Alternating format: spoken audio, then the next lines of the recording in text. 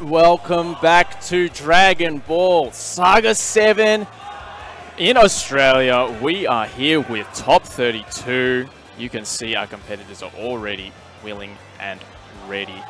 I am Big Jaddy, and in just a moment, I'm about to be joined by my co-commentator. He's right here. His name is... About to be joined? I was always here. I'm here. We're back in action. If you were here, if you've been one of the string warriors that have been joining us from the very start, we are back here with you, JD and the man Proc. Thank you so much for hanging with us, guys. We are stoked to bring you this top 32 down to top 8 right now. Couchwarriors Crossup, Dragon Ball FighterZ World Tour Saga 7. This is one of the big ones. We're playing for the balls, all the balls here. That's right. Speaking of all the balls, that's the man you see on the left there. No man has more balls than this man, Kazunoko. Yeah, that's right. And of course, his competitor, Australian Jesus, his name is Ando. He is here to destroy. That's for sure. He is from Queensland. He has upset Abigail with an easy 2-0. He has been making the tear across a lot of Japanese players in the casuals and some of the American players. So we are really looking forward to seeing how he goes up against the undisputed best player in Dragon Ball right now. We told you guys this commentary might be a bit biased because you got two Aussies here for the Aussie leg of the Dragon Ball FighterZ Saga, but if we wanted an Australian to make it into top 32 or beyond, this is how we want it to happen. Winners bracket, top 32, Ando from Queensland up against GG, God's Garden, Kazunoko, the Ball Master. This is how it happens here in top 32. Go Tanks first, Go Tanks coming straight out the gate. First hit going to Kazunoko. Wouldn't have it any other way.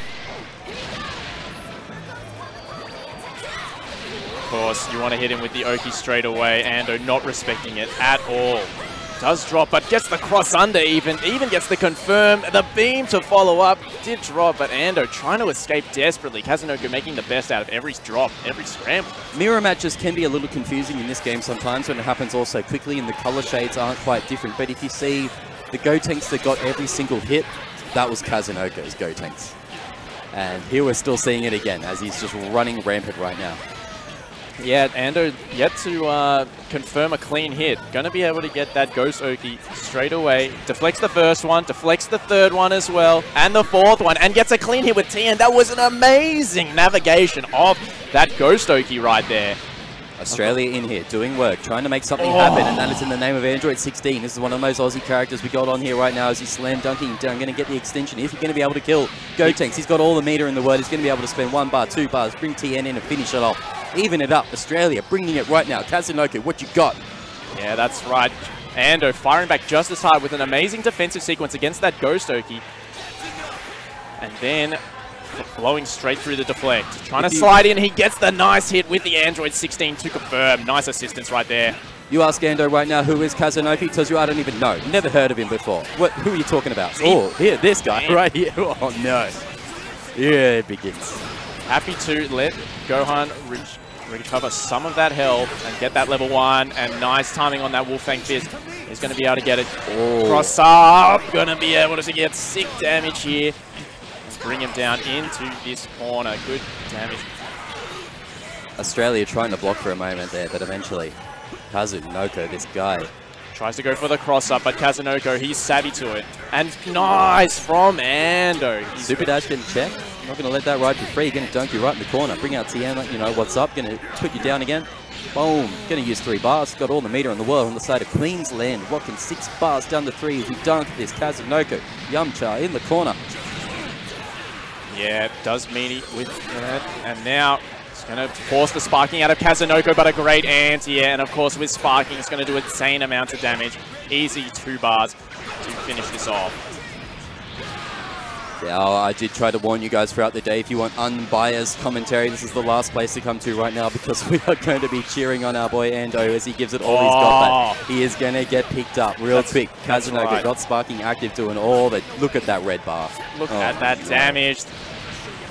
Gonna use the level 3.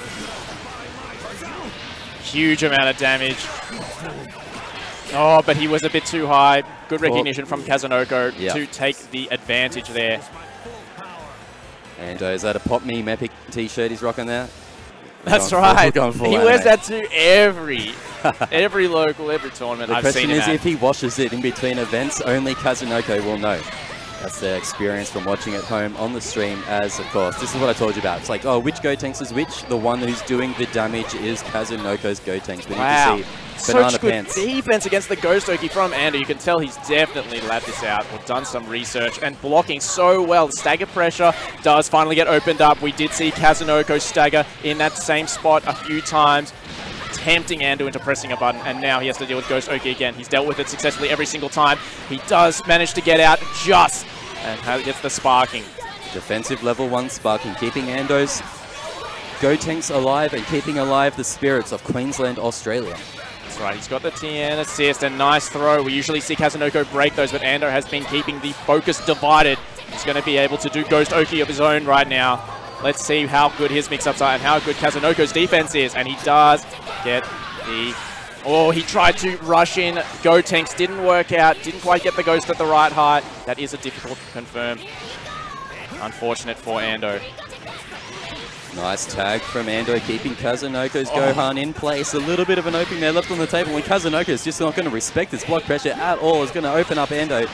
Keep the conversion, or try to keep it going with the Yamcha assist on the ground, but he's going to just keep this going for days. Yeah, nice. Kazunoko just mixing him up. It was effectively one long combo once that first assist hit because he just kept it rocking. Oh no, Ando trying to jump forward, immediately getting caught out there. The Gotenks assist. Oh man, Kazunoko finding every right angle, every right way to get him out of the air, and then the Yamcha gets himself back that block pressure and catches him with the Gotenks assist even.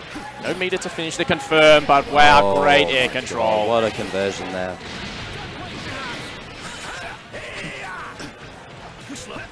Kazunoko out of meter, but all the characters and sparking in the world to just let this one cruise out. Yeah, it's looking a little rough right now. We got these new leg loops even. It's got this sick combo on display for you boys. Even just watching the way Kazunoko plays, he's so composed, so calm. Like the way he just flicks the buttons, just inputs everything perfectly. It's scary, I tell you. Dull Gohan assist, blowing up the neutral as Kazunoko's just controlling the skies of Gotenks. And Kazunoko is the Vanish, is the king of the Vanish when he sees one. And when he's got the meter advantage as well, because you're right, he definitely did Vanish appropriate. That Vanish reaction was actually amazing, but he's down to 1 bar now, so if he wants to do it again, it's going to be the only bar he's got. Ando, all the meter advantage, but living on a prayer just with Ando at 16 in the bank. That did not work out at all. Ando's got a chance here with 6 bar. He's going to be able to do a Vanish here, bring him back up into the air, hit him with a level 3. Queensland taking a character. Look, we've put up a fight. Ando's put up a fight and made it pretty strong. It is not over yet, and I'm giving him all my Spirit Bomb energy right now, but it's looking pretty done. It's looking like Kazunoko's going to cruise through this one 2-0. We are going to be running best of 3s up until winners finals, losers finals, grand finals, which will be tomorrow. So for now, it's going to be all best of 3s, first of 2. And I think the first one we're going to see in semi-finals is going to be God's Gardens Kazunoko. But we'll see what Ando can do. Do not count Queensland out yet. Miss input and a half right there, giving Ando another chance. Of course, yes, the sparking does come out. Jumps over the top and crosses him up with that. Yamcha assist made it super confusing there. He's going to be able to bring him down to the ground. Level 1, level 3. Such a good sparking from Kazunoko. He wasn't really down that much blue health, but he just got him out of that situation, gave him the advantage he needed to close it out. In Australia, we do desync our DualShock 4 pads. That's right, so we will, that was winners, so we will see Ando again in the losers bracket. But, you know, a pretty strong showing against the best player in the world. He did show that he knew how to deal with that Ghost Oki better than anyone else we've seen today. Anyway, and that's promising. Australia can compete. That will be Kazunoko moving on in top 32 into the winners quarterfinal. Which is one of the easiest predictions to make. I've talked to a few international players and just people in general who have signed up really hoping to claim a ball here in Saga 7. You know, we're down here in Australia, you don't see a huge amount of fighter game tournaments down here. You see like BAM, Ozhadu, all those sorts of things, but I think a lot of players signed up kind of thinking, hey, and a Saga 7, a Dragon Ball in Australia, that's probably going to be the most free, the most easy Dragon Ball I can get, right? Yeah. Wrong, my friend. Not only does Australia have World Warriors like the one you're seeing on the right here, Dark-Sided, sponsored, owned Baxter, Queensland legend and one of the best players in the country, winner of Battle Arena Melbourne 10. You've also got international players on the left, such as DNG, Detonation Gaming, Tachikawa, stepping up to throw down. This is an absolute slaughter, but... That's right, and Baxter is supposedly the best player in Queensland, so he is here hungry to get a victory right now. He actually believes he can possibly win this. So that's some major... I mean, you got to have that kind of confidence coming in. You see Rami next to him, whispering some empowering. Yeah, Australian spirit there, kiss on their head. For good luck. It's like the lady blowing on the dice before you roll the dice. That's, thanks, Rami. Yeah, that's Rami coming through that. And Baxter, in our community at least as far as Australia interstate competition goes, Baxter is a heel, absolutely a heel. Talks some mad trash when he is about to come up against anyone who isn't a Queenslander. This guy's the most vocal. And you would have, if you were with us before, he was actually doing the commentary for Pool D. That's right, Pool D. You would have heard already Baxter familiar on the mic. Yep, that's right. Dark-Sided's own, one of our more prolific sponsors here in Australia. Dark-Sided repping Baxter on the left against a name you know if you've been following Fight Games, Tachikawa. This guy gets out there. This guy's sponsor list on the back of his jersey is longer than I can care to remember, but... And you can see him coming straight in. I love his team though, Tachikawa. 18 hit Freezer? You're a Freezer man, aren't you? I am a Freezer man. Not as much of a Freezer man as Tachikawa is. This guy has got stuff figured out. I mean, that round start option was insane, and he's all over these reflects, not giving Baxter an opportunity to get out of here. Does get out of here, fortunately. And nice, a meterless snap. Yeah, the meterless and keeps the corner pressure. That was so good from Tachikawa, knowing the optimized combo to get that snap back without using a meter and keeping Baxter in the corner at the same time. Optimization. Oh, catches Baxter crouching after the pressure of the assist.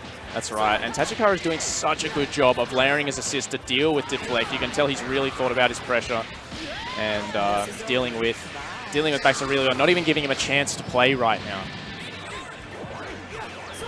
And that's exactly what you want to do with 18. Wow, what timing! Wow, that was such a good punish. Such good timing, and we have seen the tech for that, but not many people are able to execute it consistently. That was crazy. Was that just raw vanish to stay in front to punish? That's right. If you time it just right, you can stay on the same side. That's so good, and getting a combo punish to keep them in the corner. That's everything Tachikawa's doing is just so optimized in a way, like everything about damage and positioning.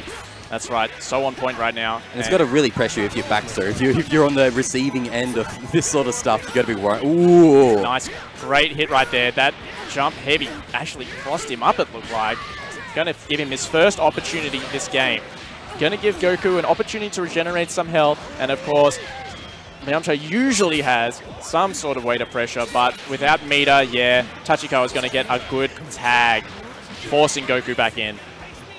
And keeps the pressure going. The freezer assist in the bank. Oh man, doesn't need it. The mix-ups are so late, and he's just going to take out Goku so quick. Tachi playing at a speed Baxter cannot keep up with.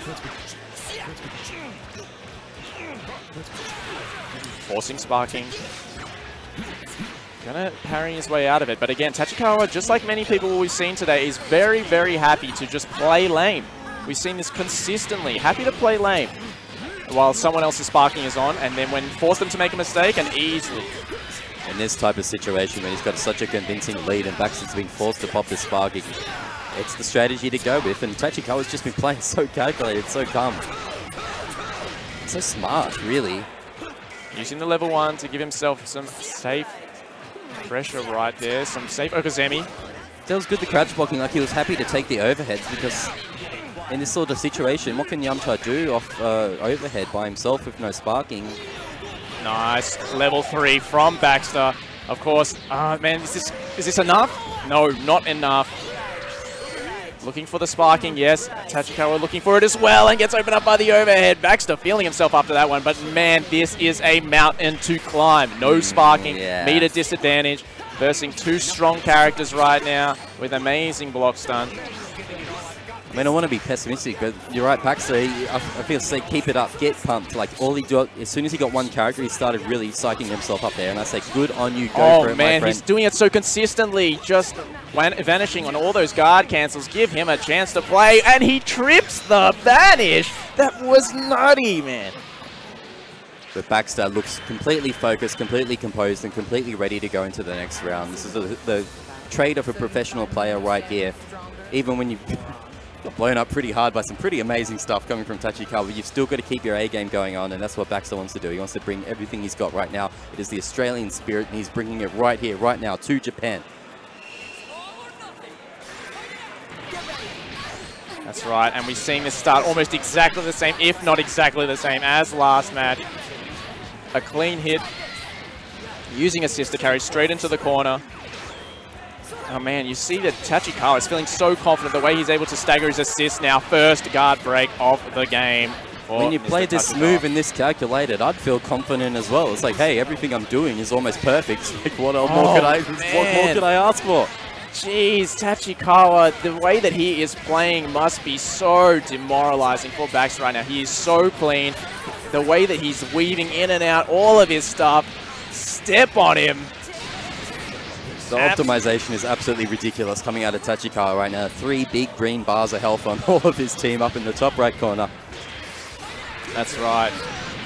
Getting that freezer assist. He's controlling that distance so well. And that's like one of the things that makes this team so good. His hit is so good at controlling that spacing with the medium punch. He's got a good space in there. You see him using it there, but just outside of it, he is not effective. So that freezer assist comes in and pops him up. The synergy on this team is absolutely insane.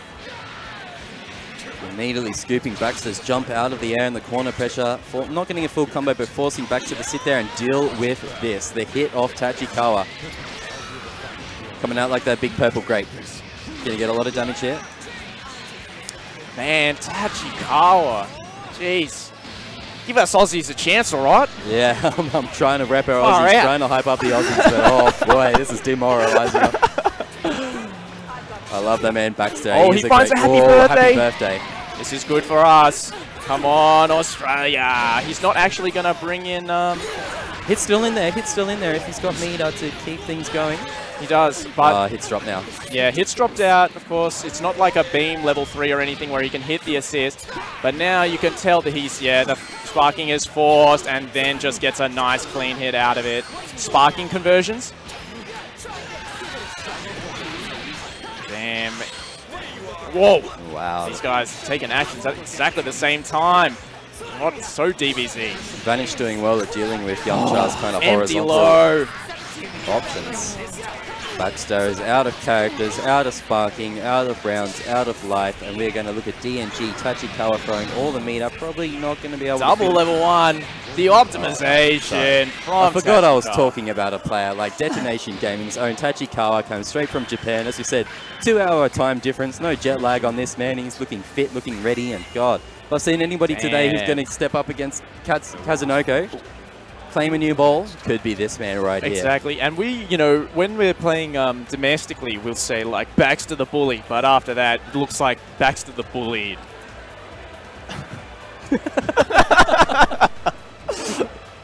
Anyway. Tachikawa almost just knocking our caster's table clean there. Damn, he's trying to take us out. That was a confident exit from the player area. This man is waiting. He is looking clean, looking like he wants to take out Kazunoko, and now we have got so there's the one Mr. Falco. Our Darksided's own Falco as well. We just had Darksided's Baxter. Yeah, and commentary is going to be very biased from here on in. I'm telling you that, because this is the gauntlet right now of Australia versus the world at Dragon Ball FighterZ. And it's rare we get an opportunity like this where our best players in Australia have travelled interstate. The man you see sitting right now is from South Australia. That's a plane flight. We got several people. The man before Queensland. That's a plane flight. These guys are all flying all around Australia to come here to fight the world's best at Dragon Ball FighterZ, brought to you by the World Tour. That's right, and you have to be really careful. Like, taking a plane in Australia is actually pretty scary. You got to watch out for spiders. Like, sometimes there's a croc in the plane. You know, these guys, they go into the maximum amount of effort. Like, it's way harder to travel through Australia than it is to travel to Australia. There's I mean, the drop bears up there, you got to look out for them as well. Yeah, all sorts you got to be really careful. Thanks, guys. I got a lot of respect. I got, a lot of respect. No bias, just respect for, you know, Australian players that want to make the trip to Melbourne. So I was looking through Apology Man's Twitter, and he was just like deathly terrified of spiders. I'm like, dude, be glad you were not staying at my house. Spiders are like, yesterday I went to turn the tap on, just gripped this full spider in my hand. It was just hanging on the tap. Welcome to Australia, son. They don't make that stuff up, just like we don't make up the next coming matches. Falco, and I believe that's Fenrich, Cyclops, Athlete Gaming.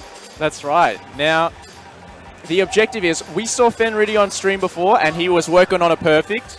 And then the objective was for our boy to land one single combo. Fenrich did not even allow that in the second game. We're working on another perfect. And, I mean, not getting touch of death is like... Yeah, I've seen... an Australian achievement, you know. Fenrich's been up there for like a minute. You've already mentioned the touch of death. Twitch is already going on about the Todd, and like one of my notes here for Fenrich, I just got Todd God. He's the Todd God. Like, if you let this dude touch you in a position where he can kill your character, that character is gone. Forget it. Think about the next round. That's right, and we've been seeing a lot of Broly today, and since the change to Broly's armor, now it starts up on frame 4 instead of frame 6, he's able to have a lot of advantage in vanish situations. If someone offensively vanishes on him, he's able to, you know, lariat out of it, command grab out of it. I've been hearing about everybody's telling me that Broly's buffed, just like you have been. I've seen Broly up on this stage 4 or 5 times today. Have I actually seen him win or do any work? Not once, I think. Every time I've seen Broly on stage today, he's been opened up and bodied completely. So I'm looking forward to seeing these Broly buffs I keep hearing about in action, but it's yet to happen. But now we've still got Cell, just rocking it, clean.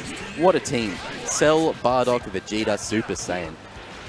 And we have seen, for today, Falco's defense is exceptional. So we're expecting to see more of that. Of course, Fenrich's combos are his strong point. Falco's defense, his strong point. Excited to see what happens here. Falco, definitely well known in Australian FGC from many games. I believe he was one of our original Third Strike champions. But correct me if I'm wrong, but I'm pretty sure he's been running deep in the Australian FGC for many, many years. So when it comes to something like blocking, those sort of fundamentals, you can look at this guy, dark-sided Falco. That's right. It's going to bring him, Jalen, down to the ground. Level 3 already, man. Falco keen to get back this momentum right now. That's some good damage. Wake up level 1. Another level 1, going to punish, and then he hasn't got enough meter to actually go for a snap there. So, wow. Was Fenrich aware of that? Because I was thinking, like, level 1, that's not actually a safe way to get Cell, because he looks like he just wanted to get Bardock out of there. Well, he did it now. But maybe he knew Falco didn't really have an option to tag in. Oh, the fuzzy. Fenrich so aware of the situation. He's going to be able to absolutely blast. Nobody drops it. Fenrich dropping combos. What's going on? No problem, though. Gonna get that solo snap. Fenrich so ready. Yeah, we can tell Falco was thinking about the fuzzy there. Fenrich knew he was thinking about the fuzzy overhead. Goes low. Yeah, the level of mind games that's going on right now, just in a first match, I feel like Fenrich is giving Falco a lot of respect. And vice versa. Both players know that this is some real stuff, and they are reading each other. Wow. Falco noticing he's got his focus on deflecting, getting that Dragon Rush, and he's going to be able to bring down Cell with a level 1 into level 3. Playing Goku level 3 should get the kill. Then Reedy Cell. Falco is looking strong today, that's for sure. South Australia are in here right now. This is looking very real. Fenrich, one of the best players of this game in the world. So this is some real work.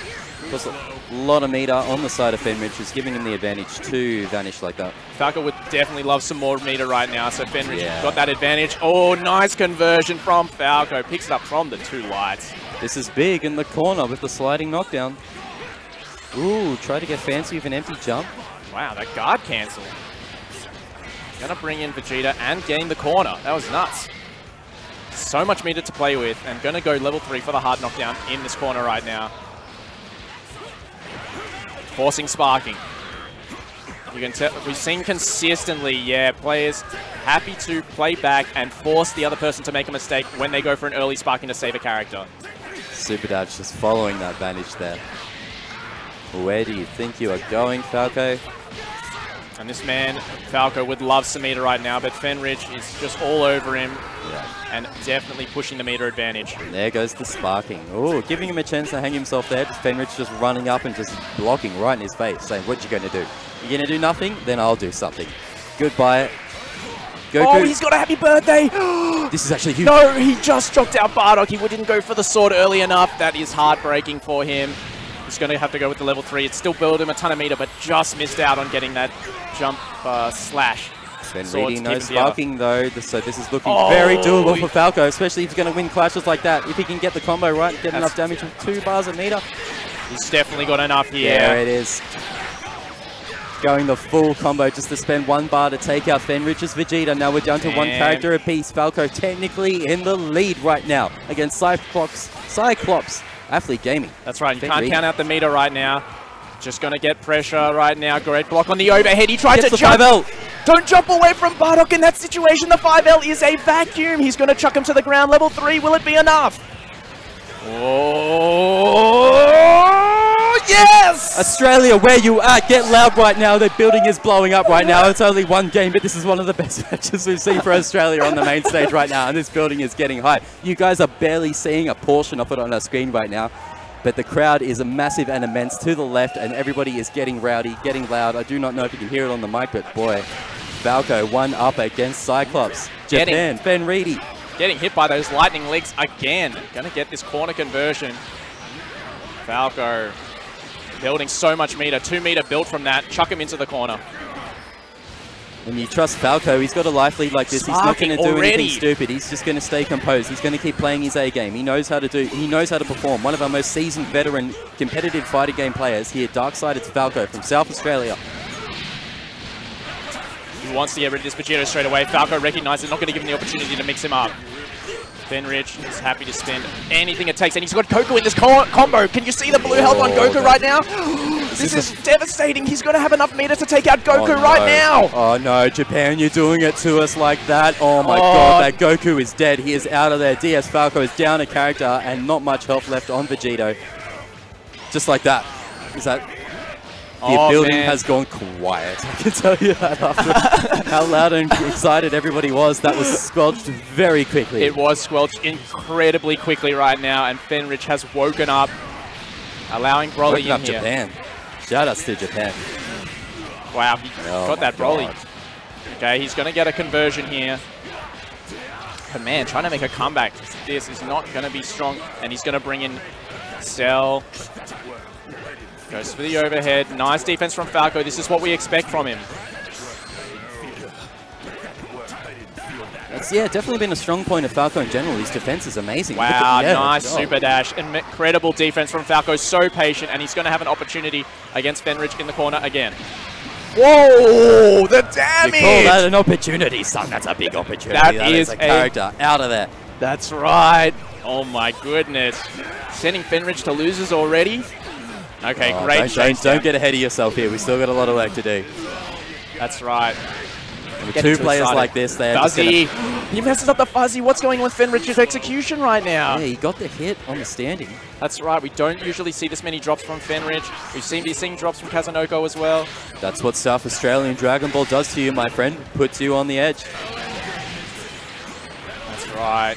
Ooh, that DP from Fenreedy. This should be a kill here with this meter. 1 bar. Yeah, ooh, doesn't even need it. And of course, Falco has to try and climb his way back with just Broly. Equal meter, no sparking on either side. Good hit from Fenrich. Nice deflect. Can't quite come back in. Of course, that's something that Broly struggles with, but nice clean hit. Of course, you do get to angle Broly's Ki Blast. Bringing Bardock in. Wow. And you see, Falco doesn't actually go for any command grabs on Broly. Vanishing straight out of there. Wow, Fenrich, such good conversions. Lands, re-jumps, and gets the conversion right there. He's going to be able to go with the 3 level 1s. Not enough. Just one more not enough. chance. Yeah, one character down. Wow. Okay. Falco, you're not really going to do this from here, are you? Don't play with our hearts. Okay, caught him. Yeah, goes high again. Good deflect, but can't quite get it. Charges up the big arm right there. Of course, Broly can't armor through anything at this health. The armor will just get him killed. So all of Broly's advantages with his normals are completely dissipated right now. Does have the shield to avoid any of the Vegeta assist, any of the Bardock projectiles from the corner. Tries to lariat in, and a nice whiff punish with the vanish. One apiece right now, one apiece. It's difficult when you're working at that life level. Just any sort of vanish or just rogue attack is going to finish you off. You've got absolutely no window to make any sort of error, and a man like Fenreedy here, he will make you work for it. He's going to make you make an error. He's going to put you in that position. Vanish. That's right, Australia is here to play. South Australia, in fact. Oh, what a round start off. She goes with the super dash. And then he's going to get another nice hit, and he is ready to confirm. Falco has such good setups, making sure that you don't even think about trying to escape at that full screen. Knows how to coordinate his assists so well, and a lot of players have not been respecting it today, and Falco is showing them you need to. Forcing sparking again, deja vu. Such an early sparking forced out of Fenrich. He's feeling the pressure of South Australia right now. Where's his cell at right now? Getting the damage done. Nice. Spoke too soon. Fenrich definitely makes the most, even of a 7-second sparking. So important. Whoa. Wow. Yeah, I always figured Falco was trying to beam assist cover the tag into Broly, but Fenrich he's fuzzy. Vegito doesn't get the confirm again. Fenrich struggling right now when it comes to this, but nice whip punish with the super dash from Fenrich. Drop again! What's going on with Fenrich? This is the execution god himself, and he is actually consistently dropping. Falco going to take every opportunity he can while Fenrich is flustered, that's for sure. No. Oh. Nice, catches him out of the air. Falco's so aware. Bring back in cell. No, that was great. He knew that wasn't going to hit. Damn, that armor. And he was looking for the command grab. That's the thing about Broly. It looks so similar to the command grab startup. If you can just get a kill on this cell, it will be such a huge lead. Still 3 characters and sparking and a lot of life on the side of South Australia's Falco.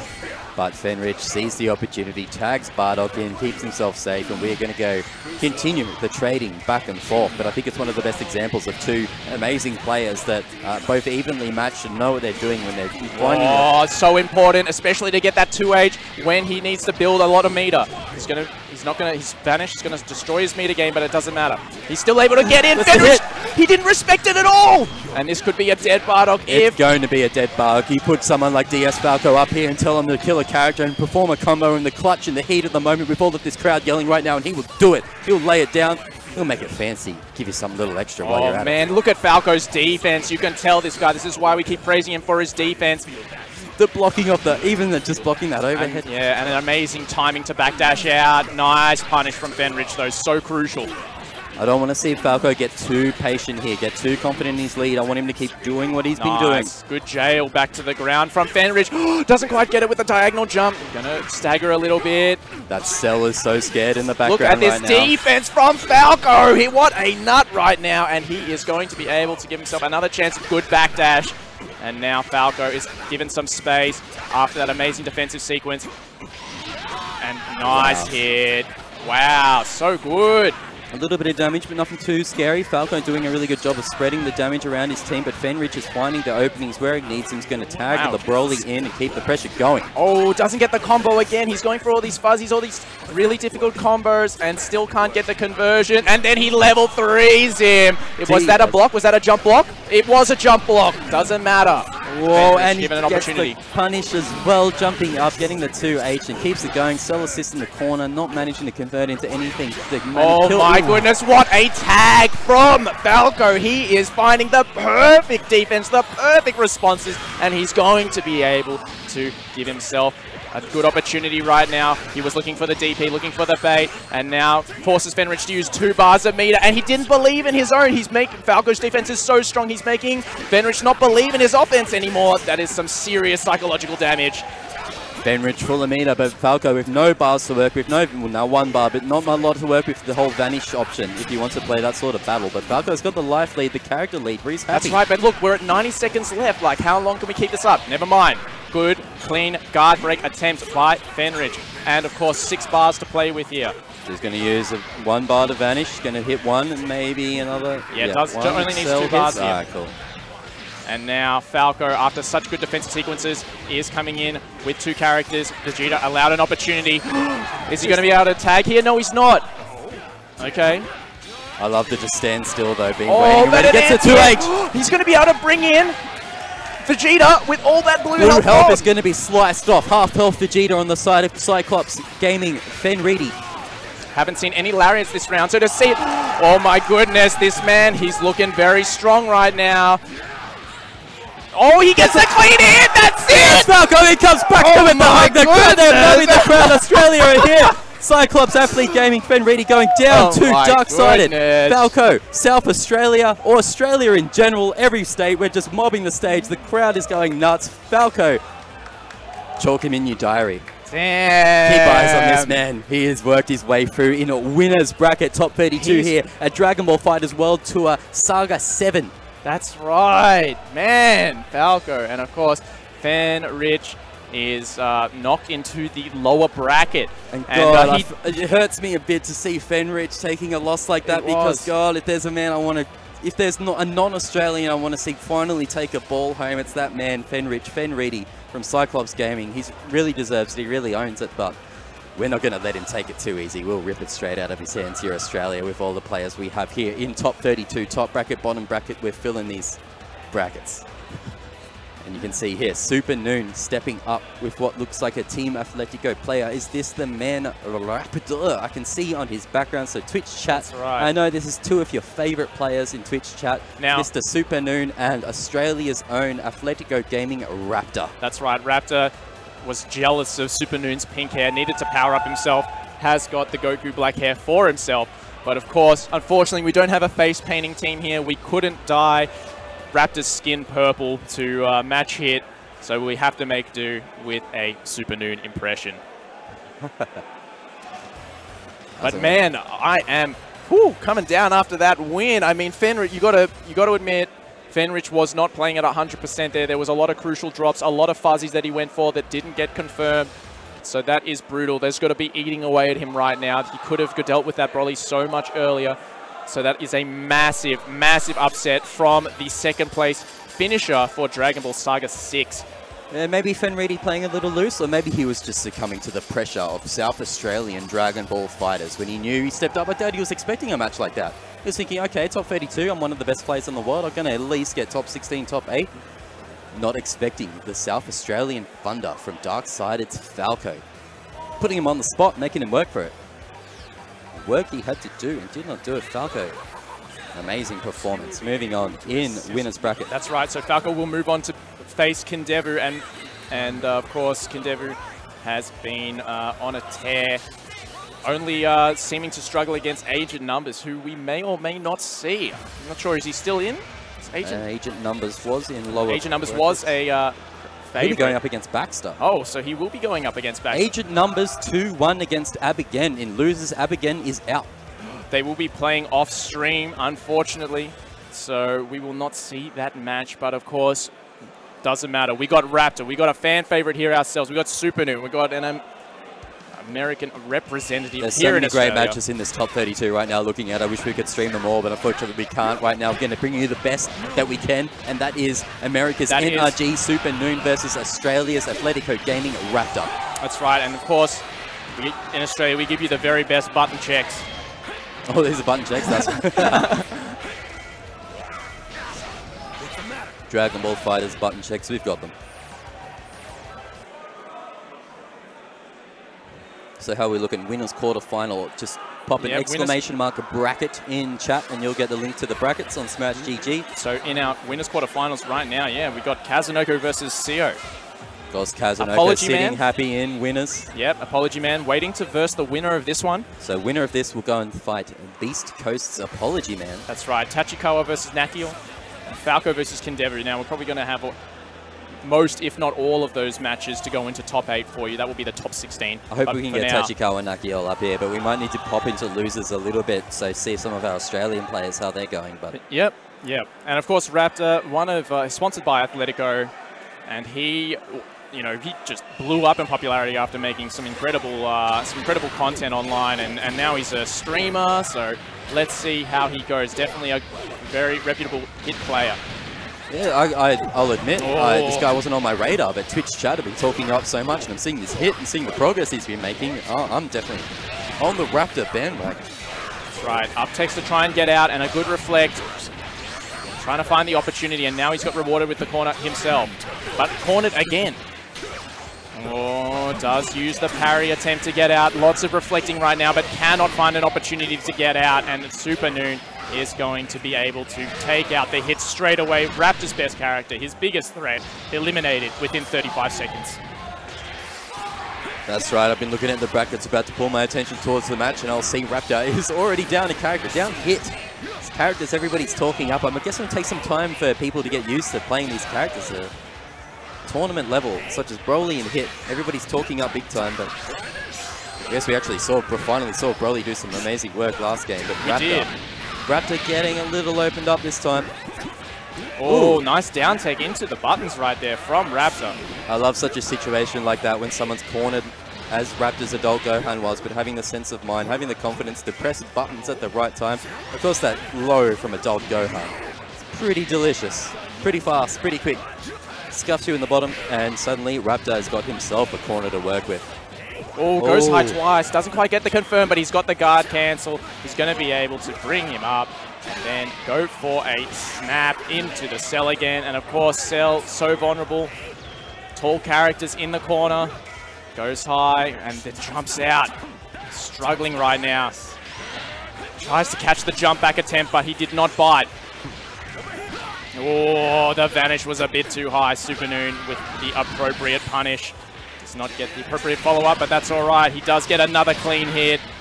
He's going to be able to finish this off in the corner. Bam!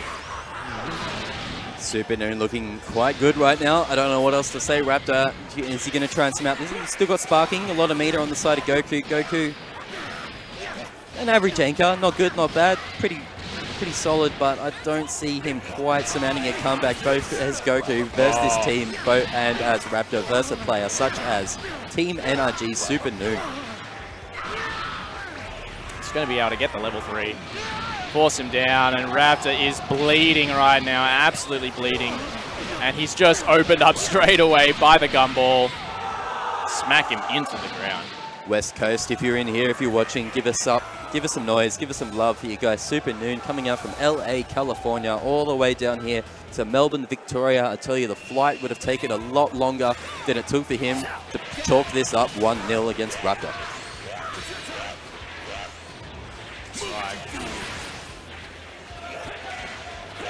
Both garnering for space right now. You can see Raptor's being a bit more careful right now. Really has swapped out his hit immediately. He doesn't want to lose it at all. And man, Gohan's jump light punch is not a good anti-air, and he baits the DP perfectly. No DP assist for you, Raptor. It was all about the movement at the start, just shimmying back and forth, dancing all about, trying to find the first opening as Reflect is being blown up by the Vegeta assist. Yeah, look, we've seen a lot of people saying that they think DP assist is a little too strong, but Super Noon is showing that he has multiple options to deal with and bait it.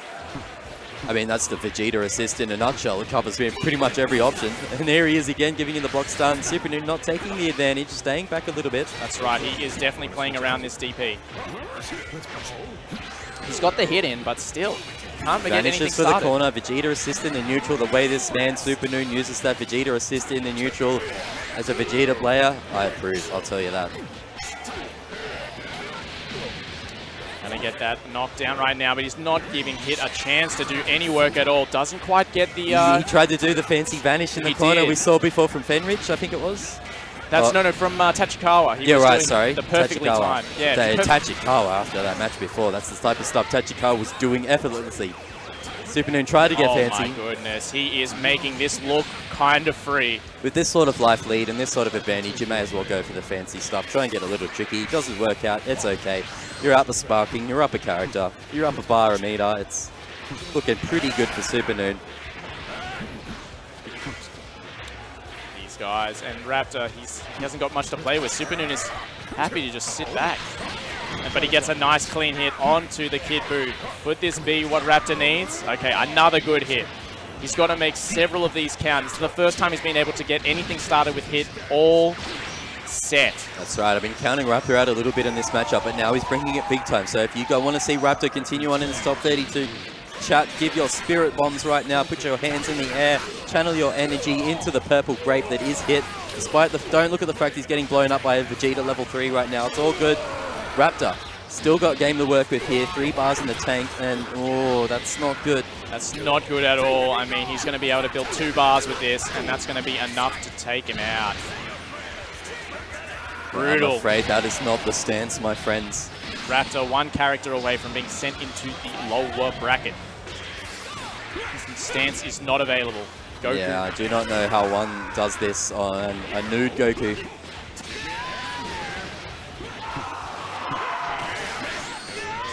Super Noon playing this like a Saga, playing this like it's a real tournament, even though he's way ahead, pretty much won it. He still dances around a bit, waiting to bide his time, and finds an opening. Gets the block pressure going. Oh, nice defensive option there. Yeah, the Dragon Rush from Raptor, not letting that Vegeta assist even start up. Yeah, but I can't help but still feel like Raptor has got no chance here. Yeah. This is such a tough mountain to climb. He tried to even go for the fuzzy, go for the double overhead there with the special so that he could go straight into level 3 even. Oh, but no, he's just not getting it a chance, and you can see he wants it bad, and Super Noon is going to fake him out. He's going to fake him out completely with that Vegeta assist and just finish him off. Clean 2-0 from Super Noon. Very convincing. That's right, and that will be Raptor sent to the lower bracket. Super Noon will continue on to play against Apology Man to get a place in top 8. That's right, so our top bracket right now for the next matches to make top 8 will be Kazunoko versus Seo. Singapore's Seo. Super Noon versus Apology Man, Falcos versus Kindevu, and Tachikawa versus Nakiel. That will be our matches to make top 8. Not too sure exactly which ones we'll get on stream, but we will endeavour to get as many hype matches as we can. Definitely a lot of region variety in that top 8. Yeah, no, that's great. Which is awesome, but 1 Australian left in winners. In losers, we got looks like two remaining Australians. We got, oh yeah, Toash is New Zealand. Marjin Beng is still in there. Beat Inagaki 2-1. Marjin Beng doing work. Oh, we still got Zed as well. We got a lot of Australians in lowers, actually. Have. It's crazy down here. We got Lord Knight versus Kanga Dilo. We've got Marjin Beng and potentially Zed. Oh no, Ando's been eliminated by Dilo, so no more of the long-haired man. So that's Australian Jesus being knocked out in the lower brackets. No. It's all popping hard. Just put in that exclamation mark bracket in chat. Check out these brackets because it is wild in here. This is the hype that we wanted. This is what we wanted to see. Australia going toe-to-toe with the rest of the world. That's right, and we are currently waiting for our next players. Of course, we have we can see Nakiel sort of standing in the back right now. We have a whole lot of people crowding around Baxter versus Agent Numbers over in the corner there. I see you guys in chat throwing shade on Australian fighting games. I suggest you put in exclamation mark bracket and then put in control F-E-N-R-I-T-T-I and see where he is right now.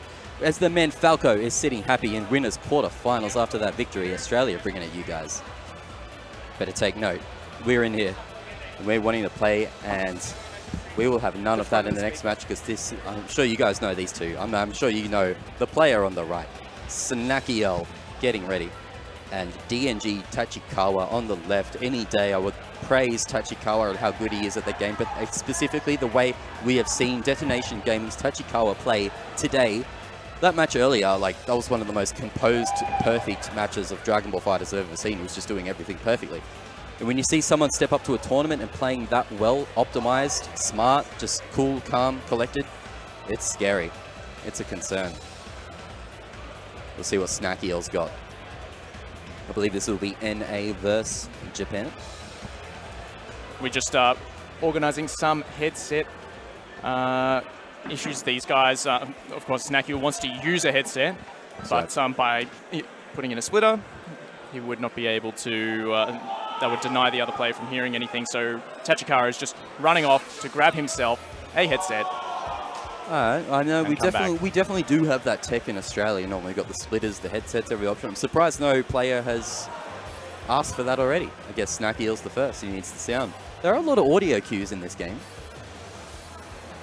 Yeah, there are a lot of audio cues, and I know there's a lot of players who don't, who definitely can get distracted by the crowd, and they would like to drown it out as much as possible. There's that aspect. There's audio cues, being distracted by the crowd. There's the fact that we're like less than 2 meters from the player right now. So once we start screaming in Falco's ear or whatever, I think just during the break, Snacky Eel himself just natively went to turn it on to Japanese.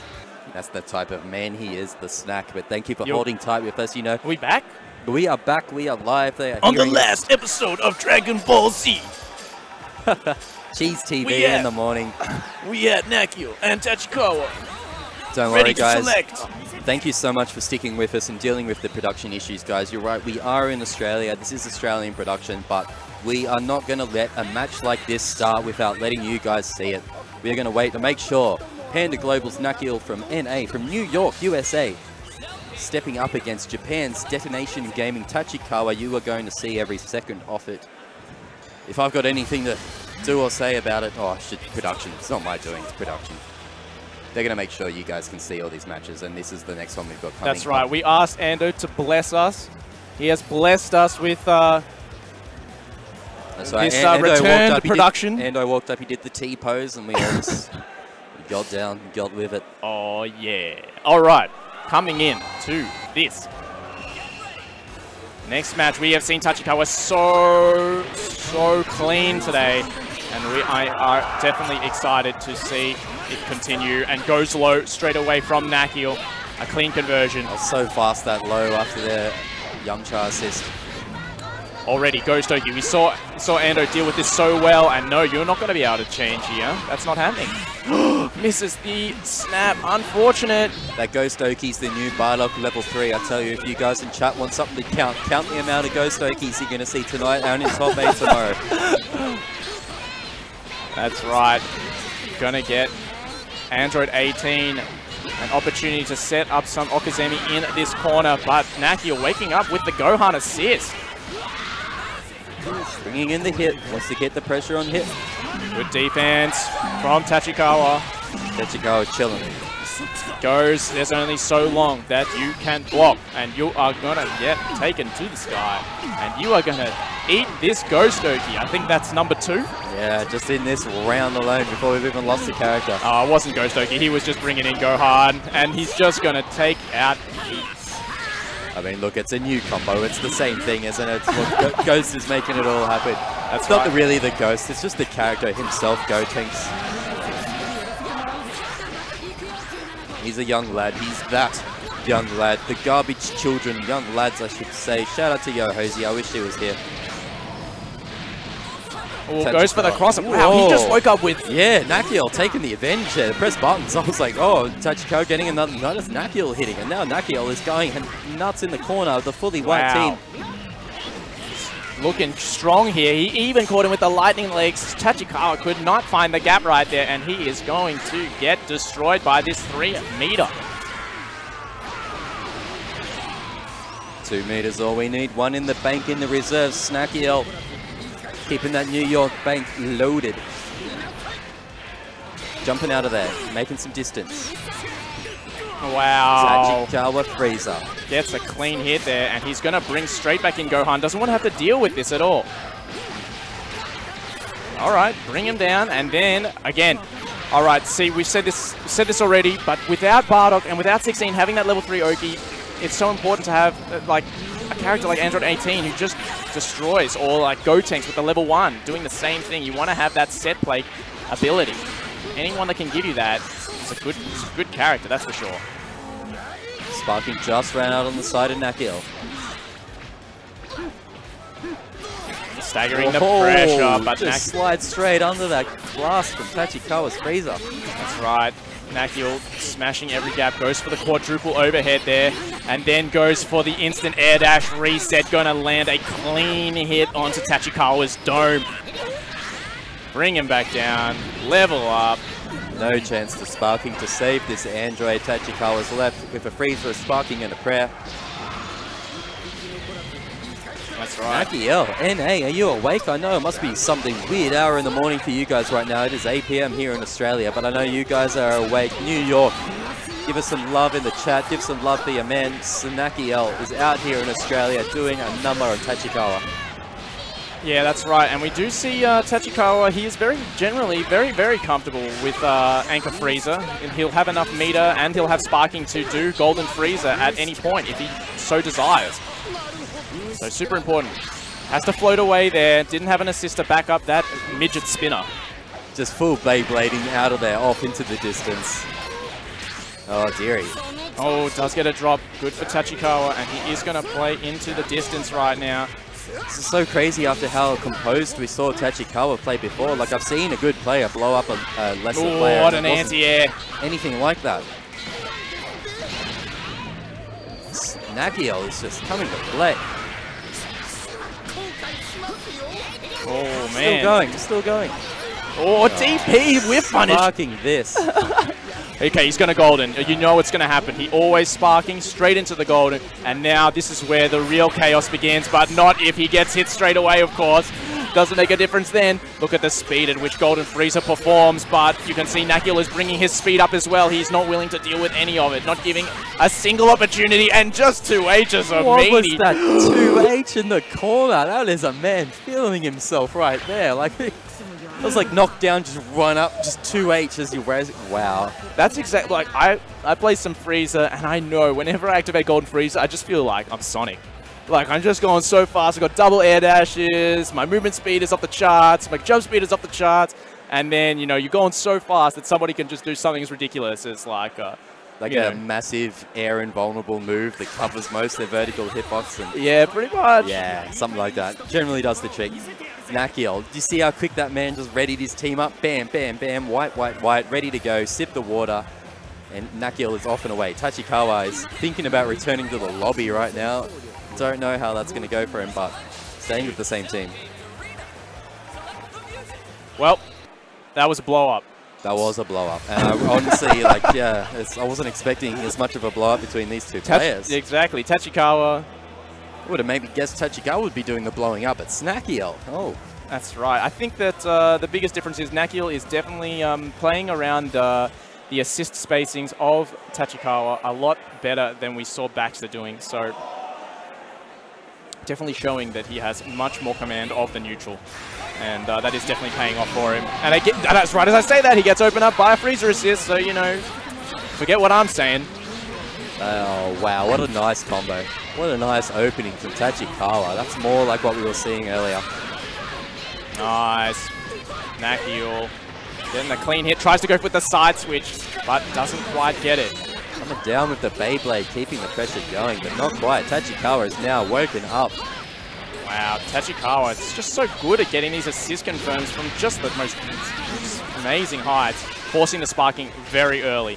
And again, Tachikawa, we know this is his strategy. Very, very happy to just allow it to rock out. And as I say that, gets impatient, guard cancels, and he's going to eat a huge combo on his hit for his troubles. And that's, what is that, 3?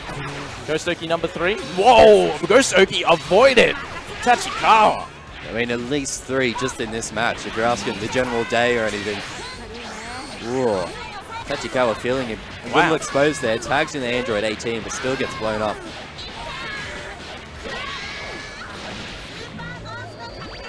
Four? Not quite. No, it wasn't Oki. It was just a level 1. Yeah. Wow, goes with the fuzzy. Amazing blocking right now. Can't block the second fuzzy, though. Too bad.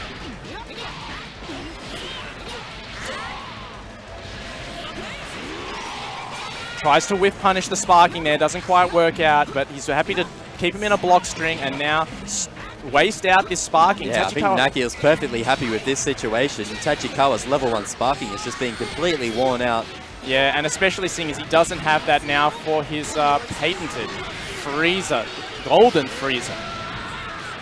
Oh, all right. Who needs gold when you can do a basic, baby? Here comes Tachikawa coming in with the Freezer, getting the corner combos in, going to drive him down to the ground, spend a bar or 2. Right as it explodes so that he can Keep it going, and then he's going to be able to double level 1 with the Android. Gets the kill as well. Wow. The 1-1-1. All right, this is a little more how I kind of expected things to go between these two players. That's right, Tachikawa. Nice, man. It's always so impressive when people through those key blasts and then they see the super dash coming towards them. They're ready to react with the vanish just in case. They don't want to get hit for free. Tachikawa getting a bit overzealous with the super dashes. A player like Nakil is not going to let that slide for free. Even with the Gotenks 2H, he is going to body that straight out of there. Android 18, not much health to work with there, but Tachikawa is going to take the advantage, laying down the pressure to give a chance for hit to tag in successfully. That's right, yeah. And then immediately get opened up. And going to bring that 18 back in straight away. Doesn't want to deal with that. Fakes the cross up, but nice read from Tachikawa. Okay, not much of anything right there, and so there's just going to be some garnering for spacing while Nakil gets his assist back. Going to bring in Gotenks, and wow, we're seeing that a lot more with Yamcha. You know, you do that third hit of the Yamcha auto combo and tag at the same time, and the block stun is so long from that Yamcha third hit of his auto combo that it gives your tagged in, a time to lay down a mix-up as well. Yeah. Absolutely insane. That is the type of setups that you would expect from a player such as Naki L. Tachikawa putting up a much better fight this time, but that Android's looking pretty low in the background. Frieza with no sparking to work with. It's again looking like Nakiel's match. This one's going to be Tachikawa to win it back, and this is a good way to do it. Landing that AH, getting the Android 18 in there. Going to go for a full combo. Going to spend the 3 bars. Get the knockdown. Again, what can we do with Frieza assist here? We can just Dragon Rush you in the face. Empty jump Dragon Rush. Tachikawa is now in the lead on this second round. That's right. Got 3 bar right now, and catching him with that Frieza assist. Already cornered, and now no meter, doesn't matter. Take out that Android 18 straight away. Frieza is here. 3 meter, we know Tachikawa wants to do the gold.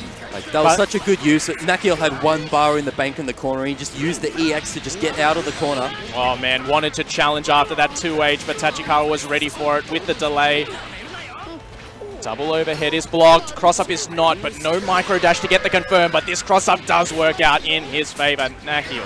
1 character apiece. It's a big game of knowing when to take your turn. This is all about taking turns now. This is where you need to know your frame data. Not that I know it at all. I'm going to see if these guys know it, and they... Oh man, Tachikawa is going to be able to optimize here and then go straight into the level 3.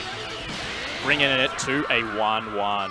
Of course, the winner of this goes into top 8 for tomorrow at 4 p.m. This is a really grueling battle, guys, here. This is one of the most intense matches I've seen in terms of back and forth here tonight. At Saga 7, Couchwarriors, Dragon Ball FighterZ World Tour.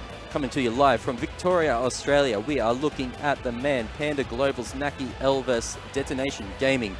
That's right. Tachikawa, NA vs Japan. Down here on the east coast of Australia. And we're getting straight back into the match. Locking down with that Frieza assist, already cornered, and then gets the double overhead, clean opening. Tachikawa, great pressure sequence from the very beginning. Gonna guarantee himself the corner and some set play straight away. But wow, hits the barrier, doesn't matter. Finds the way out, and now rewarded with the corner himself. Goes low. Bring him up. The block stun from that Yamcha assist seems to be so short, just getting that low in there so quickly. It's working a lot for Nakil. Happy to rally him down, and then go for the Dragon Rush. Damn. Bring him down. Big lead for Nakil. Needs to keep the pressure going to kill hit. That's what everybody's thinking. The depth of hit is close here, so Tachikawa hits the sparking, keeps hit alive, and tags in Android 18. He's going to use a bit of meter himself to turn things around. Is that going to work? No. Not from that distance. Yeah, that was one of the wildest things I've seen Tachikawa do today. Just whiffing that level 3, spending all the meter, and then just raw tagging hit in to take a big combo of himself. All the meter on Nakil, I think he's just killed hit. That's right. I don't think that was Nakil doing the work. I think Tachikawa just made a really weird series of decisions there. just like that, we are down a character on Tachikawa, sparking used on both sides. A nice reflect on the reflects again. Nakiel returns the favour. You're going to do all these tags. The Super Dash. The Sun will show you how it's done in Australia. I've eaten my Vegemite. I had my Weet-Bix this morning, and now that's number 4 of the Ghost Oki. And Tachikawa does not respect it whatsoever. So it's Ghost Oki with the Yumcha assist. I think it was the tricky part in there. It's been working a lot. This guy's garnering for spacing right now. Tachikawa wants to wait out the freezer assist that he has and able to cover that spacing. DP from Nakiel. Bring in the freezer. Deal with it early. Goes low. It's that instant drop down straight into the adult Gohan low. Damn. Extends with Nakiel with some optimizations right here. Going to be able to do 2 level 1s. Even 3 level 1s. It's just going to finish off here. No, he's going to go straight into the level 3 from Gotenks just to make sure. This is Dragon Ball FighterZ World Tour Saga 7. These players are playing for one of those big shiny balls you've seen Kazunoko carrying around, so you bet he's going to drop the meter. He's going to drop the level 3. He's going to drop everything to leave Tachikawa sitting with nothing but Android 18. No sparking in the bank. We're still just in top 32, so this is first to 2, best of 3. This is our final round for one of these players to move on in top 8 or drop down into the lower brackets, and it is looking 100% like Nakiel's win to take here to move on into top 8 tomorrow. Good tech from Tachikawa. These guys still garnering for distance. I mean, Nakiel doesn't need to force anything, that's the thing. And now he's just going to go straight into level 3, keep that corner positioning. Going to see more Android 18 level 3s than Bardock, I think. And even more than Ghost Oki while we have Tachikawa on the screen. And what a bait. Nakiel not looking too stressed though. Still looking pretty composed, still easy. Working the hair a little bit. Man. Still in the game. Not only in the game, he's just taking this away from a mile. He just needs to work down. See if you're going to play patient. Yeah, he's playing patient. Oh, nice super dash. Very patient. Oh, that's the trick to playing patient. Play patient for like 5 seconds as your opponent expects you, and then bam, that's when you go in. Super dash assist, get the corner combo, take down the Android 18, spend a whole bunch of meter. And then go from level 1 straight into level 3. Oh, on the other side as well. Flips around, does it full anime style. Panda Global, New York's Nakiel is going to take it. 2-1, moving on to top 8 tomorrow. We will see Tachikawa again in the lower bracket, but for now, Nakiel is secured a spot in the top 8 tomorrow at 4 PM. That is 20 hours from now, in case you're not sure. NA, New York, give it up for your man. Panda Global, Nakiel, walking away in style with a big win under his belt. Happy to go home to his hotel, get a big night of sleep, and rock up tomorrow. That's right. I'm going to refresh the brackets. If you want to keep an eye on the brackets with us, just pop an exclamation mark bracket in the chat. You should be able to see what is happening on Smash GG. And we will see which players come up next to play on the main stage. Oh! GGWP Soji knocked out Fenridi. Oh my goodness. Fenrich is gone. Fenrich is gone. He's out. He's been eliminated, and so has Agent Numbers. Agent Numbers is out as well. Lost. He's beaten. Baxter moving on to Galileo. Yeah, Cyclops Athletic Gaming. Fenrich is moving on. So Falco Kindevu is coming up next, I think. That's what. Yep. So next up we should have Falco and Kindevu. But, yeah, but Fenridi's out already. Didn't even make it into the. He would have finished off in top 24. And that was a full Japan match there. GGWP Suji. So up against COG Fenridi. That's right. That's right. So. I mean, we still got a bunch of matches to go in the losers bracket, but we're going to crazy matches here. That's right, but we still, right now, we're still in winners bracket. We're going to be bringing you Falco, who we just saw put Fenridi into losers in the first place. And he's going to be playing up against Kindevu. Now, Falco representing Australia in the winners bracket. Representing Dark-Sided. That's the man you can see on the left here. The Australian, South Australian man. Dark-Sided sponsored. Falco is the person who knocked Fenridi into losers in the first place. Fenridi eventually going out to GGWP Suji in the losers bracket. Again, pop exclamation mark bracket into the chat to follow these along with us. We are all still in the winner side here. Falco Kindevu. If you've been following fighting games in general, other games, you should know Kindevu because this guy has been out in abundance for years. This guy's been playing probably longer than I have. Absolute veteran from the Japan scene. Kindevu, I believe currently unsponsored. Now, I mean, I've seen Falco pretty handily take out agent numbers, and now we're about to see Kindevu, who was struggling against agent numbers against Falco. Now that was for a completely different reason, of course. Agent numbers was an absolute massive nut, and he was all over the place. Falco, of course, his specialties lie more in his ability to lock you down at full screen and just absolutely... His defense, that's right. That's what we've seen. I don't know if I've seen anybody on this stage today block as well as Falco. His defense is amazing. You want to see 20-second block strings, well, I mean, like up, down, super dashes, dragon rushes, text. This is, man, Falco. Exactly. The South Australian Goichi. That's right. So Goichi, we haven't seen him in a while. Of course, he's got that tendinitis, so he's definitely taking some time off to recover in time for the finals. But come on, guys. I know you love to weave up Japan. I know you love to support EU. I know where you're from, but please give us a spirit bomb right now for the man, Falco. South Australia's Falco flew all the way out just for this, just to throw it down against all the international bests, and he is putting it down. That's right, and of course, already going to get a clean hit from Kindevu. I believe we're at 4 Ghost Okies, and I think we're about to be at 5. That's right, the new and improved Bardock, level 3. 2 hits got in there, but Falco just probably intentionally, that's what I was saying, defense. Like, let's watch him block it all. He took 2 hits, got out the corner, reset it to neutral, and now taking the advantage. That's right. Lockdown from full screen. Falco's strength right now. Resetting that pressure. Goes high, and nice reflex from Kindevu. Not allowing that pressure to get through, but yes, that beam assist. Again, Falco's just going to lock you down from full screen. It is how he plays. He's going to convert off it all as well, all the way in the corner here. Level 3 with Broly in the corner. Broly definitely has pretty immense corner pressure, and it is hard to deal with in this situation. Going to force a sparking early. Very happy to play with that, and of course against Broly, that's where Tanks is going to go absolutely nuts. The sparking vanish of the L in the air from Kindevu is so cheeky, but I like it. That's 6. Oh, man. Okay, great. Good vanish.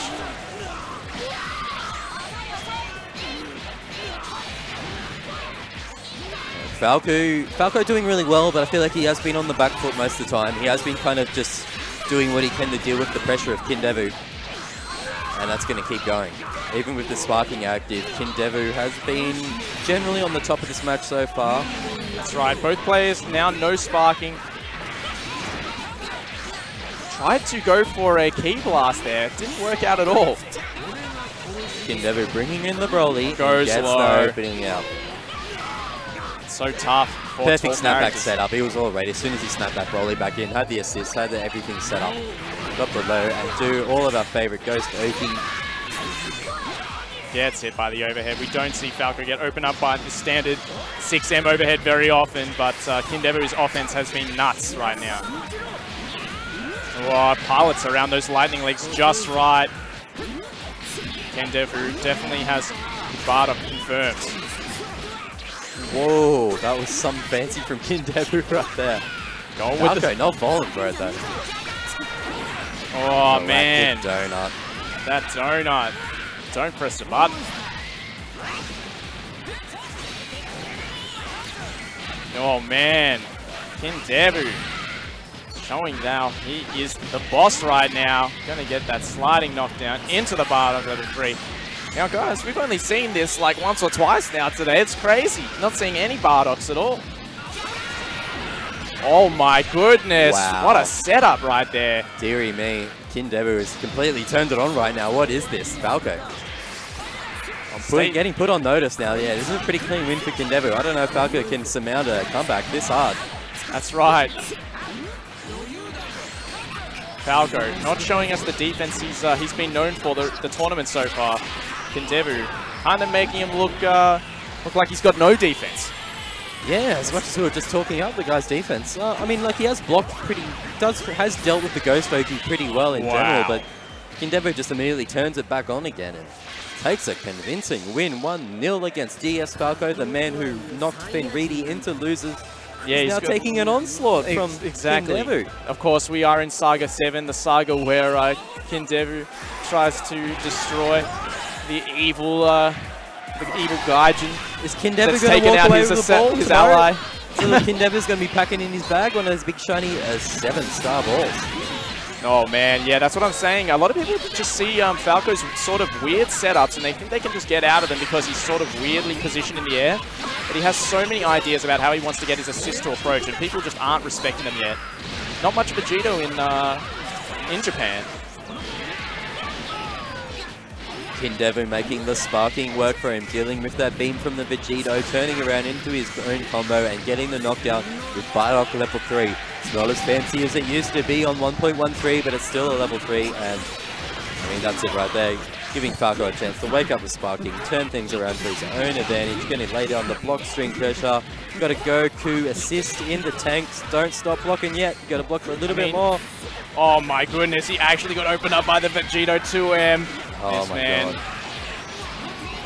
That's what I was saying, like, he can't stop blocking, but I'm sure he was trying to block, but all the mix-ups, it's too much coming out of Darkside. It's Falco right now, so we're going to put easy 80% on the board. How much damage are we doing? Oh, look at this damage. That was a lot of damage. That was a lot of damage. You can see, he might be looking for the tag now.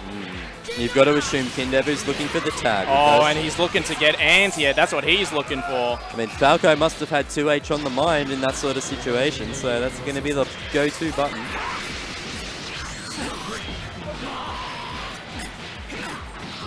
Getting the knockdown right now.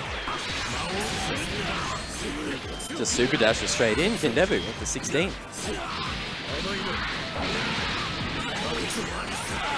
All right. Falco having a strong lead right now. He doesn't even go for command grabs. One of the biggest things I've noticed about his Broly play. Not going for it, but Kindevu knows he's going for that jump back and gets a sick anti-air grab. Whoa! Fakes the cross up into the tag. Yeah, wow. Oh man, this is not good. Falco's going to get a knockdown right now. He doesn't quite have the assist to lock him down from that distance in the screen. Kindevu gets out. Then goes over the top of their head, and the lightning legs do not last long enough. I say this is all good if you're on the side of South Australia, if you're on the side of Falco, because he's still got a big lead here. Has to midget spinner away. He does not have an assist to make it safe. Kindevu just grasping for the air. Falco trying to make space, just jumping back a lot. Oh man. Looking for the opportunity to punish. Gonna chuck him to the ground and get... Broly is going to throw 16 to the other side of the edge. And wow, he cancelled that early to get the anti-air. Plant that face in the ground. Dark-sided Falco ready for it. And Falco having a strong lead right now. Down tech. Goes low. Broly, this might be the end of him. Yeah, Kindevu just sticking those lows, the 2L lows. Going with the level 1. Is it going to be enough damage? It's not. Broly, another chance at life. But gets the allows tag. Vegito in. Kindevu's got a huge mountain to climb. Yeah, I think if Kindevu was going to win this one, he needed to take out that Broly. Oh, it didn't work out, but does get another good hit here. Doesn't have the meter to finish this off either. Oh man, heartbreaking. Kindevu leaving so many characters on so little health. Goes high, and he's able to lock him down. My goodness. Lots of damage reduction, but 5 bars on the side of Falco. He's probably going to spend some sort of level 3 just for a bit of a knockdown to see what he can do. That's right, he built so much meter doing that. He's going to have level 3. He built so much meter there. That was full 5 bars. 1, 1, 3. Broly, this one hurts. It's going to kill. It's going to be 1, 1. That's right, and Falco. Australia crowd waking up, getting hyped for that one. 1, 1.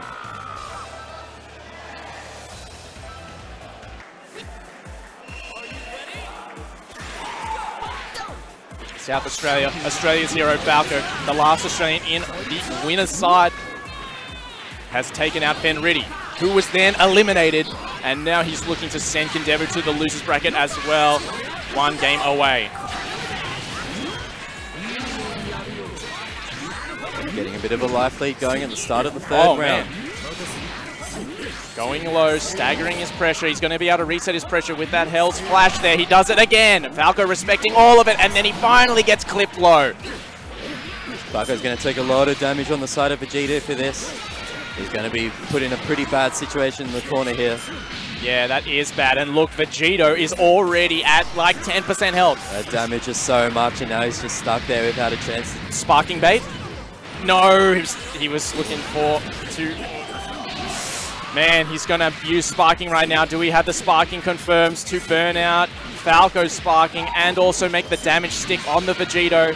Yeah, Kindevu, I like it though, with the reverse return sparking. He's going to pop level 1 sparking defense or pop it offense and try to blow up this Vegito with that level 1 sparking from Kindevu. That was so good to use that sparking to take out Vegito. Oh my god. The awareness, knowing the timing, like Falco's already hit his level 1 sparking. It's eventually going to run out. I'm going to hit mine. I'm going to kill this Vegito and put himself at such a big lead when we're 1-1, and this is to advance to top 8 winner's side. At Saga 7, that was amazing. Kindevu.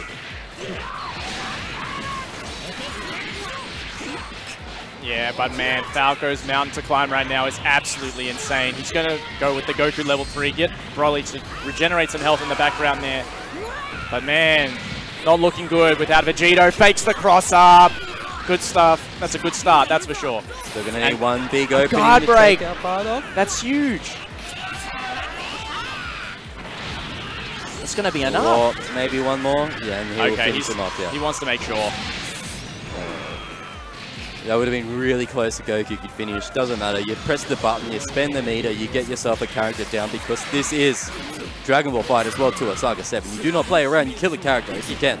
Spend everything you can, everything you got. Oh, what an answer. And Falco is playing Broly with entirely fundamentals. We're not seeing him throw out any lariat assist. We're not seeing him do any command grabs. He's just making use of his huge normals and his projectiles. And he's going to get level 3 for his troubles. Kindevu. Of course, Android 16, level 3 Oki places him so much further away. There's no chance for a cross-up anymore.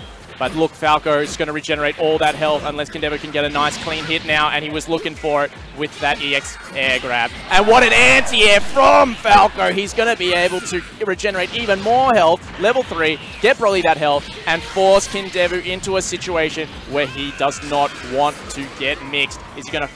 Could fake the cross-up now. And oh, what an anti-air! What a read! He knew he was going to fake the cross-up, and he goes with the hardest of reads.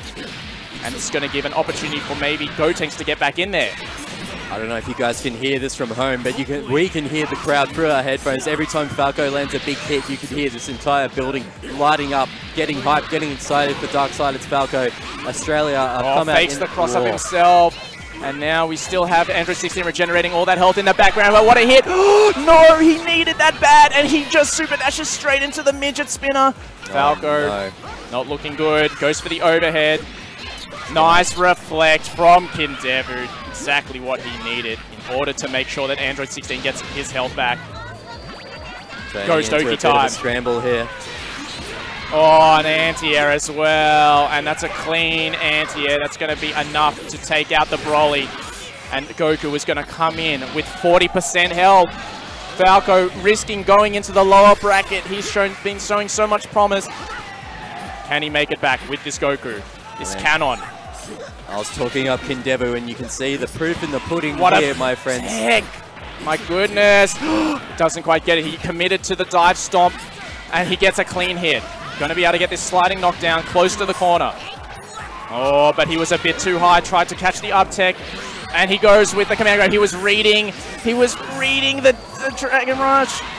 And that's too bad. Falco is going to go to the lower bracket. Congratulations to Kindevu. He will move on to winners top 8 tomorrow at 4 o'clock. Definitely congratulations to Kindevu. Played his heart out there, and you can see the respectful golf claps in the background from the crowd. They were kind of cheering for their boy Falco to win, but in the end, you've got to respect the play of Japan, of Kindevu, stepping up here and showing us how it's done. Falco still moving on in loot, well, not moving on, but dropping down the losers. Kindevu moving on in winners top 8. And I believe if we've got Super Noon stepping up here, you guys might be excited to see who his opponent stepping up here, if he is around and ready to go, because it should be Beast Coast's own Apology Man. Looks like he's packing up from doing some, he's chatting in Nakiel, getting some strats. Because I believe this is NRG Super Noon versus BC Apology Man. That's right. Super Noon will be coming up against Apology Man for a space in top 8 tomorrow. Aside from that, we have Kazunoko versus Seo still to be played. If we go have a look at some of the results in the losers bracket, we do see that Zed, Melbourne's best player, is waiting for his spot in losers top 8 if he can take out Tachikawa. So we will see that a bit later. And Falco looking for the winner, will be versing the winner of Lord Knight and Australia's, or New South Wales, Dilo.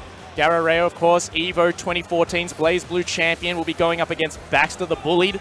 And, of course, say it again, said it once to say it again, Fenrich has been eliminated by Soji, who is now waiting for the loser of Kazunoko and Seo. So we have a lot of matches here for you guys, but right now, all that matters is the one between Apology Man and Super Noon. What are you thinking? I'm still thinking how crazy it is for Fenrich to be out before top 8. I think everybody's expecting that as a clear, but unfortunately he has dropped out. We've still got Australians in there moving on further in the losers bracket. Zed and Falco moving on further, and Cyclops Fenrich. Galileo and Baxter will be a really good match. Hopefully we get the losers match on stream. We're not too sure what ones we'll have on stream. There's so many good matches going on right now. We are just bringing you the best of the best, and I know you guys want to see this one, yeah? Apology Man versus Super Noon. Some NA on NA action.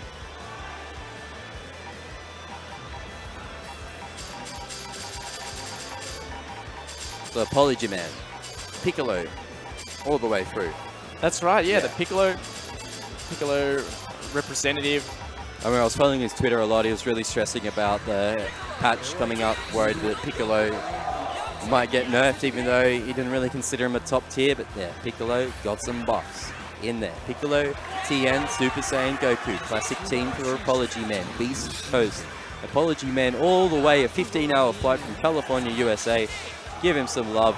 He is going up against NRG's Super Noon, coming from LA, California, USA. Once again, guys, if you are just joining us, this is Dragon Ball FighterZ Saga 7, the final saga before the last chance qualifier. We are here with Kazunoko, who is looking to take his 4th ball. If that does happen, there will be 4 slots at the last chance qualifier. But until then, big shout-outs to Bandai Namco. Big shouts to Toei Animation. They are obviously the legends of anime and the people who bring us the world of Dragon Ball, many other anime that we love, and Twitch, our favorite live streaming platform. And of course, you guys. I'm so happy to have you guys with us here. Obviously, we don't get much opportunity as Australians to represent ourselves to you guys, but we appreciate you being here. We appreciate your viewership, and can't wait to experience and watch and entertain you guys with some more Dragon Ball. Let's go. Super Noon scooping that Piccolo straight out of the air. Great awareness, gonna get a no knockdown, but just super dash it straight back in. This is gonna hurt really bad for Apology Man if Super Noon can keep this combo going. Build up a little bit of meter, spend 1 bar, spend another bar. And just like that, Apology Man is scratching his head. It's such an Apology Man thing. I love this guy's mannerisms. I've been watching this guy on streams for a long time, ever since the Super Scroll days, and I can tell you, he's living up to exactly what I'd expect from him, just scratching his head in the middle of that match then. Oh, gee, looks like I just lost a character. Looks like I'm down half health on TN. God, Super Noon is going ham right now. I'm just settling in to start a big match, commentating big match between these two, but it is almost over. Apology Man popping the spark and trying to keep TN alive, but Super Noon's going to make him have to wait out his time to just watch himself get comboed more and more. Oh man, not looking good for him right now. Keeps inside. Nice timing from Apology Man. We've seen so many players attempt that today. Only Tachikawa has been able to pull it off, and now Apology Man. Whoa! He just woke up with Super Dash. That was insane. I can't believe the angle he came in at. Super Noon's got the Super Dash. He's living up to his name.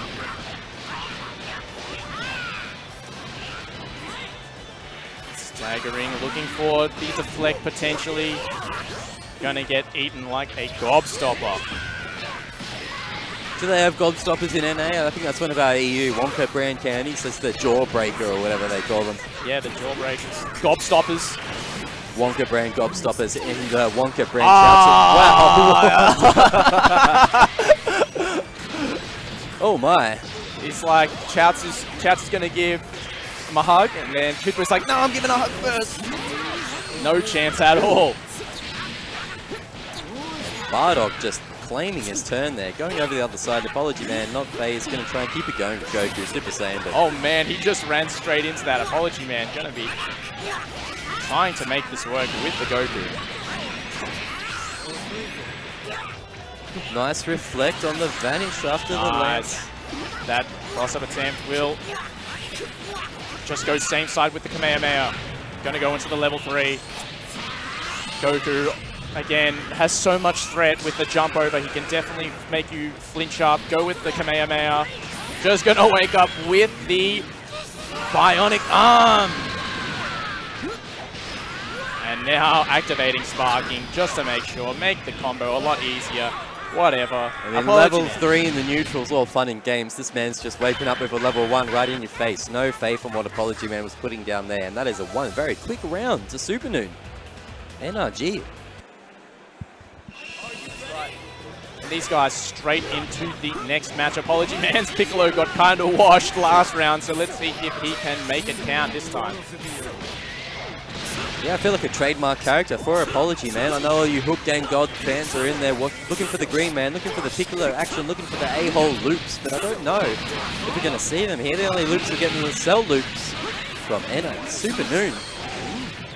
Blocking. And of course, if Apology Man can get his Hell Zone loop started, especially in the corner, he's going to be destroying Super Noon, but he's got to get there first. Alright, Piccolo given a chance to do some work, gets reflected. Struggling to make it work right now, gets a deflect, but again, in the corner against the Kid Buu assist. Guard cancel is going to get blown up. Oh no, did not work out, and now Apology Man getting 2 opportunities to blow up Super Noon for his dropped combos. Apology Man dropped a big opening there, coming down with those 2 L's from Goku. Gets the back tag. God, is he going to earn the next 2 openings to take out Super Noon Cell? This is looking a bit more like what I expected. I feel like the first match, Apology Man wasn't even ready. Now he's ready. Now he's woken up, dealing with the time difference. Great Gets the tech in. Nice anti-air from Apology Man. This is more like it. And Piccolo is going to come in with some sort of meter right now. A level 3 knockdown and the Hell Zone's coming in. Deflecting through all of them and then get grabbed at the end of it. Apology Man recognizing where Super Noon's focus was. Going to bring him down to the corner. Let Super Noon know. Even down here in Australia, warm milk and Wheat Bix is still warm Wheat Bix, son. Even we don't do that down here. We don't know what is going on with this man right now. Brutal, he's got so much meter right now. Could be down to Piccolo though. Super Noon evening things up a bit in this second match. Yeah, and with Apology Man's Piccolo out of the picture again, definitely looking much less threatening. Oh man, what a response. We saw that Apology Man is able to react to the deflect with a Dragon Rush, but Super Noon just bionic arms his way straight out of that, not having any of that. And what a challenge. Whoa, Apology Man getting a bit emotional there. He was spinning his stick around after he got I think Apology Man did give Super Noon a bit of an opening there, because Super Noon just held his ground and just hit that 5LL like any Bardock's going to do. Like even I would have done that there. I think he gave him too much of an opening. Did not quite get the block stun mix-ups going as he wanted to, but right now Apology Man is going to get an opening. He is going to spend the level 3. We're at the sparking time.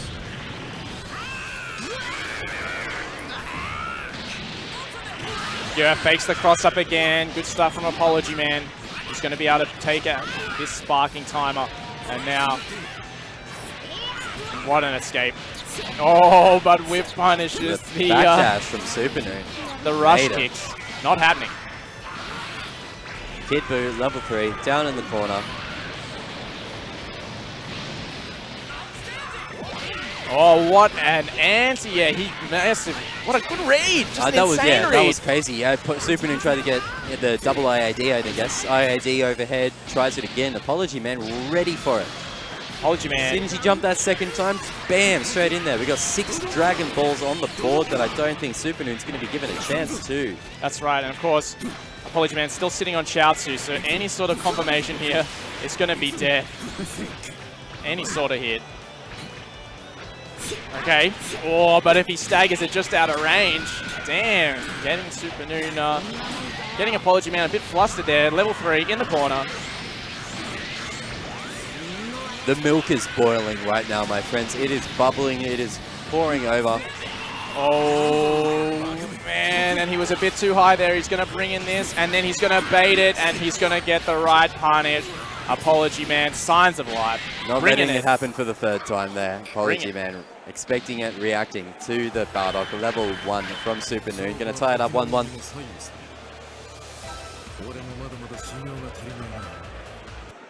So this is winners quarterfinal to make top 8 in winners. So winner of this will move on to top 8 tomorrow. That's right.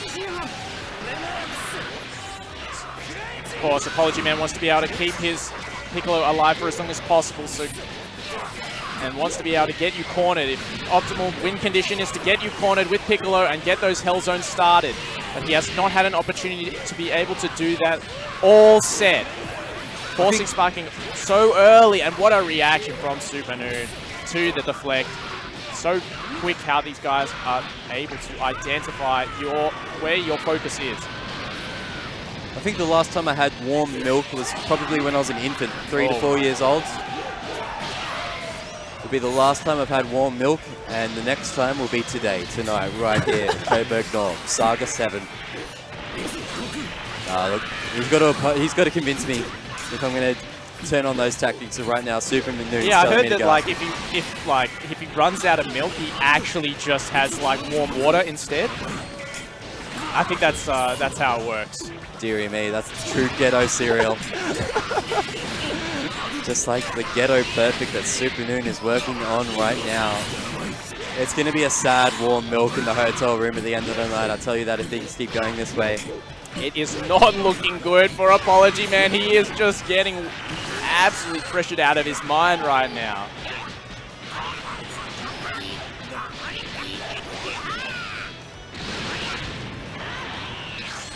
Goku, level 3. Going to get the knockdown. Apology Man is so far behind at this point. He's going to need to get a few confirms under his belt. Take out Kid Buu. Wow, that's nice the type. Yeah, that's what we're talking about. Yeah, Apology Man, he's going to be able to take out with this 2 level 1s and bringing a very, very unhealthy Tien onto point, who is basically 1 touch away from getting owned. Still a lot can happen in this game. Get a few combos, get a few bars of meat. This could still be Apology Man's game. We are not done here at all. Super Noon popping the sparking. I think it's great for Apology Man, forcing the sparking out at level 2 like this, like all the time's just wearing out right now. Vanish into Vanish. Ooh, super dashes in response. Oh man, doesn't quite get the pickup. Apology Man weathering the storm so well right now. And that's gone. There's no more sparking, but still, Apology Man still has to survive through this. And he's got barely any health. Gonna bring in Tien, actually. Wants to get him out. Doesn't want to have to deal with that assist. Just wants to deal with 1 character. Pretty much any hit here in the corner should be a kill on Tien. Yeah, not looking good. Smart from Super Noon. Smart play. Skillful play. Finding himself up a character. Apology Man looking at going down into losers here unless he can make something happen with this Super Saiyan Goku. And this is how it starts. Getting the confirm. Sliding. What's the opening? Oh, such a deep fake cross-up, and he's going to get a sick confirm. Apology Man, of course, he's the connoisseur of combos. It was very deep. Super Noon definitely expecting the cross-up. This is why we call it Couchwarriors Crossup, my friend, because... Oh, man. Attempted whip punish on the air Kamehameha is not going to work out. Super Noon, you can tell he's looking for a tag right now. Nice vanish. A nice tag. And he's just going to switch in Cell. Great awareness. So much damage taken off the Cell. Apology Man is doing absolutely everything he does to make this turn around right now. With the Super Saiyan Goku. Oh, no. No sparking, not much meter, but here comes Cell. And if he doesn't drop it, it's going to be very well done. Level 1. Super Noon taking a 2-1 over Beast Coast Apology Man, moving on to top 8 on the winner's side here at Dragon Ball FighterZ World Tour Saga 7. Brought to you by Couchwarriors down here in Melbourne, Victoria. So glad to have you all with us. I hope you're having a great time because we've still got some pretty exciting matches to go. And you can see Super Noon feeling pretty good about himself. Top 8 winners. There's only one way you could feel better than that. And it's if you're this man walking up on stage right now. That's right. You are Kazunoko himself. Ready to play against Singapore's Seo. And he is... So this should be top of the winners quarterfinal bracket. God's Gardens Kazunoko going up against Seo.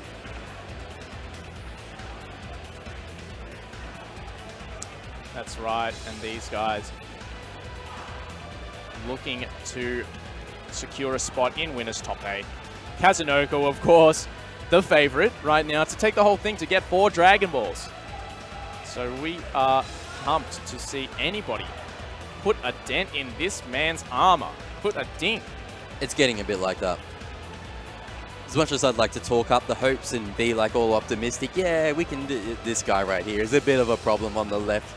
I say that with love, though, because I give Kazunoko nothing but respect and props for doing what he does. He already won BB Tag today. He's already won Guilty Gear today.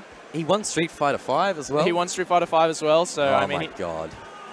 He's not only a legend. Not only a 3-ball legend in Dragon Ball FighterZ, this man is an absolute legend across multiple fighting games. That's right. He is absolutely demolishing us. He's come to destroy all the hopes and dreams of all Australians. Look, people can say what they want about this man, flying all the way down to Australia just to rip the 4th ball out of another player's hands, rip it out of one of his teammates, just take it straight out of his hands and go, no, it's my 4th ball, I'm going to take it home. But I give the man the utmost respect. I say go for it, win everything you can, bring it to us. Down here in Australia, we want the competition, we relish the competition, and we want all the best players to come down so we can take them on. But right now, we will be seeing Seo. I think you mentioned he's Singapore? Yes, this is. You can see he's rocking the Southeast Asia Major top right there. He is his representative for his nation, and he is ready to put that dent in Kazunoko's armor. We hope. And I mean, the man had 2 balls. He took his 3rd ball, and with 3 balls, he comes all the way down to Australia just to flop them out in front of us and tell us what's up. Going to go for the 4th ball. No amount of balls is enough for this man. We just got to hope someone can step up and claim that position. That said, you can bet your butt that the last chance qualifier for Dragon Ball FighterZ World Tour, the last chance qualifier, is going to be completely insane for this because there are currently 3 spots open in that LCQ. And if Kazunoko does take another one, that's going to be 4 spots open for the LCQ on the 26th of January 2019, happening at Red Bull Finals Summoning in LA. So that is definitely going to be a spectacle. It already is going to be one. And God, like, if you can say anything about one man winning 4 entries himself, at least that last chance qualifier is going to be tasty. But before then, we're going to have some button checks for Dragon Ball FighterZ. We're going to make sure our buttons are working right. That's right. And I mean, it says at the top, it says top 32, but we are in the top 16. We are well into top 16 right now. This is a match for the winners top 8. And then we'll be dropping after this into the losers bracket to see we've just obviously played a whole bunch of top 16 matches, and we'll be dropping to see if these guys can make it happen in the losers bracket.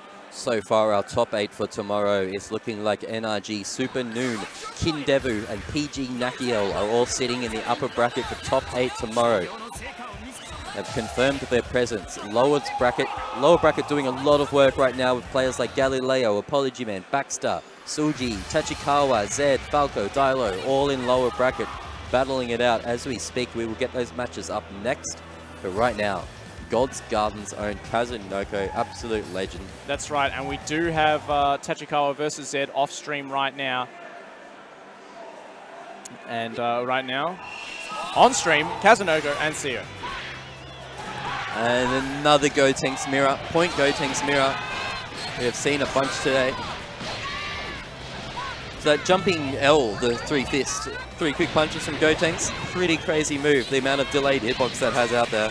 The active hitbox, I should say. Kazunoko doing 2 of them. Open up this round. As soon as he gets an opening on Bardock, tag in the Gotenks, tag in the problem character. Kazunoko plays him himself, knows he's the problem. So I'm playing this character, I know he's obnoxious as hell, I'm going to get rid of him myself on your side, but CO is not going to go down without a fight. CO rocking the white pants Gotenks, that is the one that is getting opened up right now. There's a lot of action and hype going on in this building right now, I can barely hear myself. So that's how it goes down in Couchwarriors Crossup, guys. This place is going nuts right now.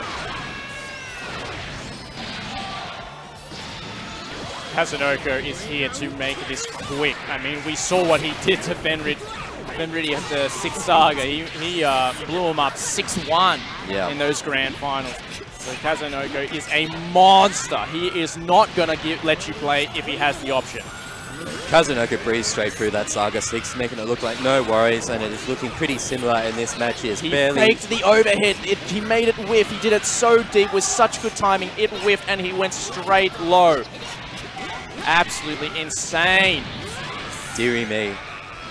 Whoa, Kazunoko making this one quick right now. Having an absolute field day with this man. And that is, yeah, he's got the family option now as well. We saw how that worked for Sako, the strength of the wife and child. It just makes you better, really. When you go the Ryu style guard to be a family man, that's Kazunoko. Oh man, he whiffed the overhead again by doing it early this time. Landed and immediately went with the low.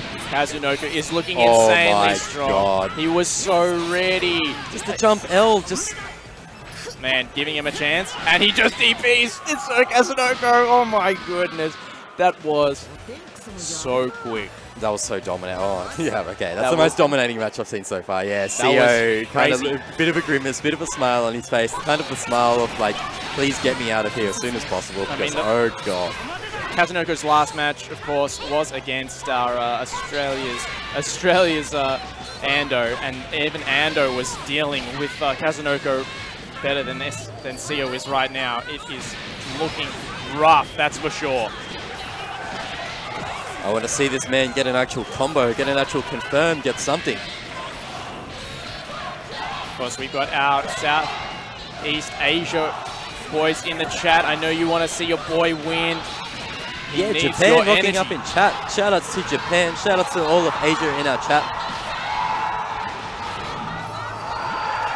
And of course, that is everybody getting super rowdy, super hyped for Kazunoko taking out CO's Gotenks. Of course, everybody is just... Everybody loves to see Gotenks gone. Blow him up. Get him out of here. Oh my goodness, Kazunoko notices that CO was just outside of the corner and has the perfect setup for the situation. I think it's actual strategical advantage to put all your characters on the same colors. Like Yamcha in the red and a Gold Gohan in the red, in the chaos. It turns, yeah, it does look a little blurry, it does get a little crazy. Kazunoko is making this look insanely easy right now. Goes low, my goodness. He's got the new leg loops, has he? This is a blow-up. I don't even know what to say at this point. This is Kazunoko in effect. If you hear people say the name, this is why we say it. This is why the man has 3 balls and is looking at taking the 4th one. Is he even going to bother to sparking right now? He's looking majorly demoralized. Can't even get a hit. The pressure is so tight. Look how tight that pressure was. He couldn't even sparking there. My goodness. Kazunoko absolutely running a train. This is the first place winner of Guilty Gear, Blaze Blue Cross Tag, and Street Fighter V today. He has won all 3 so far, and he is looking to take his 4th Dragon Ball at this Saga event at the Couchwarriors Crossup. This man isn't even on 1, he's on like 4 right now. He's just taking everything and doesn't even look phased for a second. It's just another day at the beach for this man. Crazy. Well, I think that's all of our uppers done. That is all of our winners. Top 8 sorted. You will see God's Garden's own Kazunoko, NRG, Super Noon, Dark-Sided Falco, and Detonation Gaming Tachikawa. That's sorry. PG Nakiel. Sorry, Tachikawa went to lose is what I'm talking about. PG Nakiel. Right. So sorry, that is Kazunoko, Super Noon, Kindevu, and Nakiel moving on in top 8 in the winners bracket. Oh, and Zed did drop to Tachikawa, so Tachikawa will be in losers top 8 tomorrow. That means that we only have one more Australian sitting. Oh, no, never mind. 2 more Australians. So we've got Dilo versus Lord Knight right now. Dilo, of course, on your left on your screen right now. He's from New South Wales. And repping that Kanga Esports jersey as well. Shout out to the Kanga Esports team sponsoring Australian fighting game players. Always love to see that. That's right. And he will be coming up against Lord Knight. And the winner of this will go on to play Falco. So only one Australian, if any. Oh, no, we still got Baxter. So we got Baxter. We got more of a chance, boys. It's happening. We need an Australian in top 8. Let's make it happen. Lord Knight right now, standing in the way. Of course, Lord Knight actually got 2nd place in Guilty Gear as well. We had Kazunoko 1st place, Lord Knight 2nd place, and then Ferry in 3rd place, our best Australian player playing Elfelt. And pumped to see what Dilo can do against this American player. I think this is the first time I've seen Lord Knight up on stream myself. Rocking the Piccolo and Ginyu. Ooh. Alright, so I got notes on Lord Knight running Ginyu Gotenks Android 16 at Summer Jam and Sigio Taku, but right now he is rocking the Green Man Piccolo. Wants to get into the Hell Zone mix-up straight away. This is something that Apology Man couldn't get going. But Lord Knight showing that he is a master and a good punish from Dilo. All right. Okay, catches the up tech right there. Dilo aware and ready. Goes and baits the deflect. Strong start from Dilo. Looking strong right now. Dilo already with the Green Man down.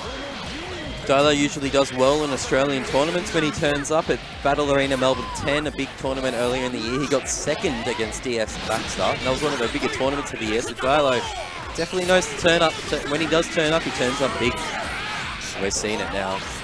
And there are not, I don't think there's any Ginyu players in New South Wales, at least not very experienced ones, so it's very easy to not know about some of the pressure routes and try and disrespect them. It's going to force Dilo quickly to spark to get out.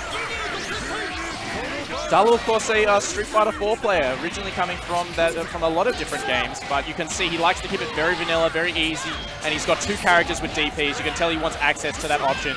Tell he wants access to the really strong projectiles of the Goku, and of course Gohan having a beam as well. 2 Gokus on screen at once, that's what you want to see. That's when you know you're playing Dragon Ball FighterZ. Breaking realities there, Dilo getting the big combos in. Lord Knight forced to use the sparking pressure as much as he can against Dilo in the corner. It's going to get an opening for it and possibly a lot of damage here. Just bring him below. Go level 1, he's going to charge it up and then go straight to the level 3 just to guarantee it. Yep, get the kill. So Lord Knight using his sparking well, leaving it up here. One character down each side. That's right, spent 6 bars on that. But it's worth it to take down a character.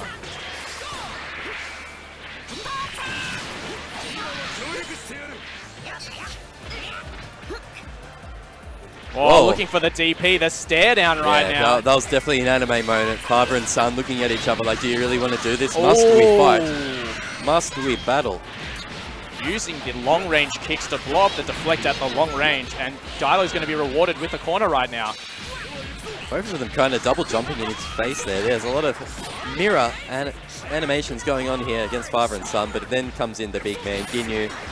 This would definitely be canon if he could get a body switch off here, but I don't see it happening too soon. Yeah, just bring in the force, protect the skies, cover your options, but it doesn't matter because he got the opening anyway. Oh man, we can see that Dilo really wants to get out, and he does get the corner. Keeping it horizontal that time, mixing things up on the Ginyu. Good defense from Lord Knight. And he DPs, my goodness! Straight into the super. Allows him back in, but didn't quite get it at the right timing to force any sort of snap. Slides in, vanish onto vanish. Dilo still controlling the neutral right now, but a great challenge in the air from Lord Knight will bring him down.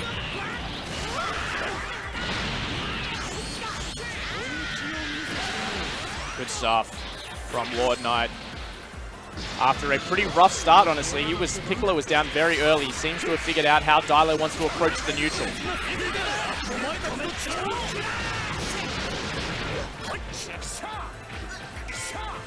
Staggering his pressure right now. Coming in with his Ginyu assist.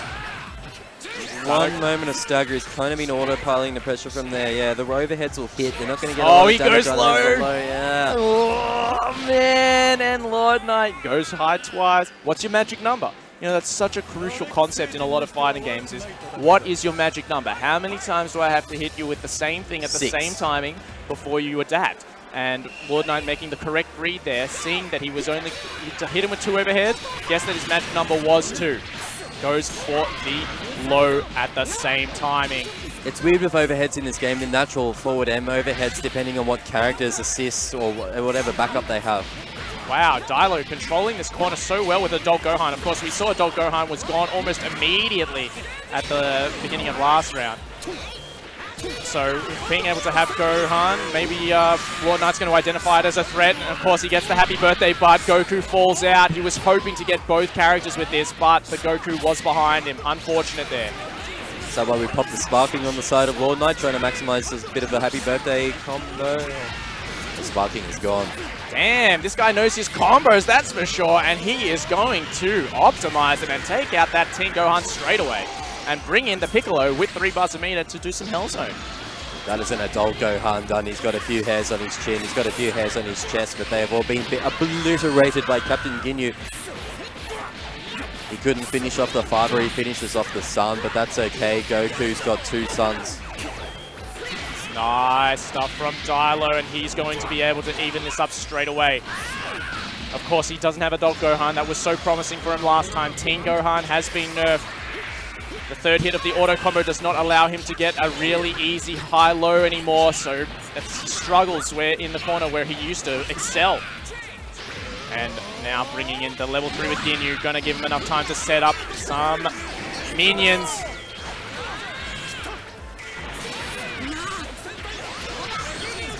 Oh, Sparky nice. vanished. No, he only had 1 jump available there. Dilo wasn't sure. Okay, brings him down. And then he's going to go with this. Is he going to go turn it into a level 5 even? He is. 1 pixel away. Oh, just not quite. Oh, he wasn't ready for that. Oh, he almost would have gotten the snap there. He's still got Goku assist behind this, and he does get a clean hit. Is he going to go for the snap? He does. Spends a bar a meter, snaps in the Ginyu, going to shave off a lot of that blue health. Doesn't manage to get an opening, but Lord Knight is looking at pressure now.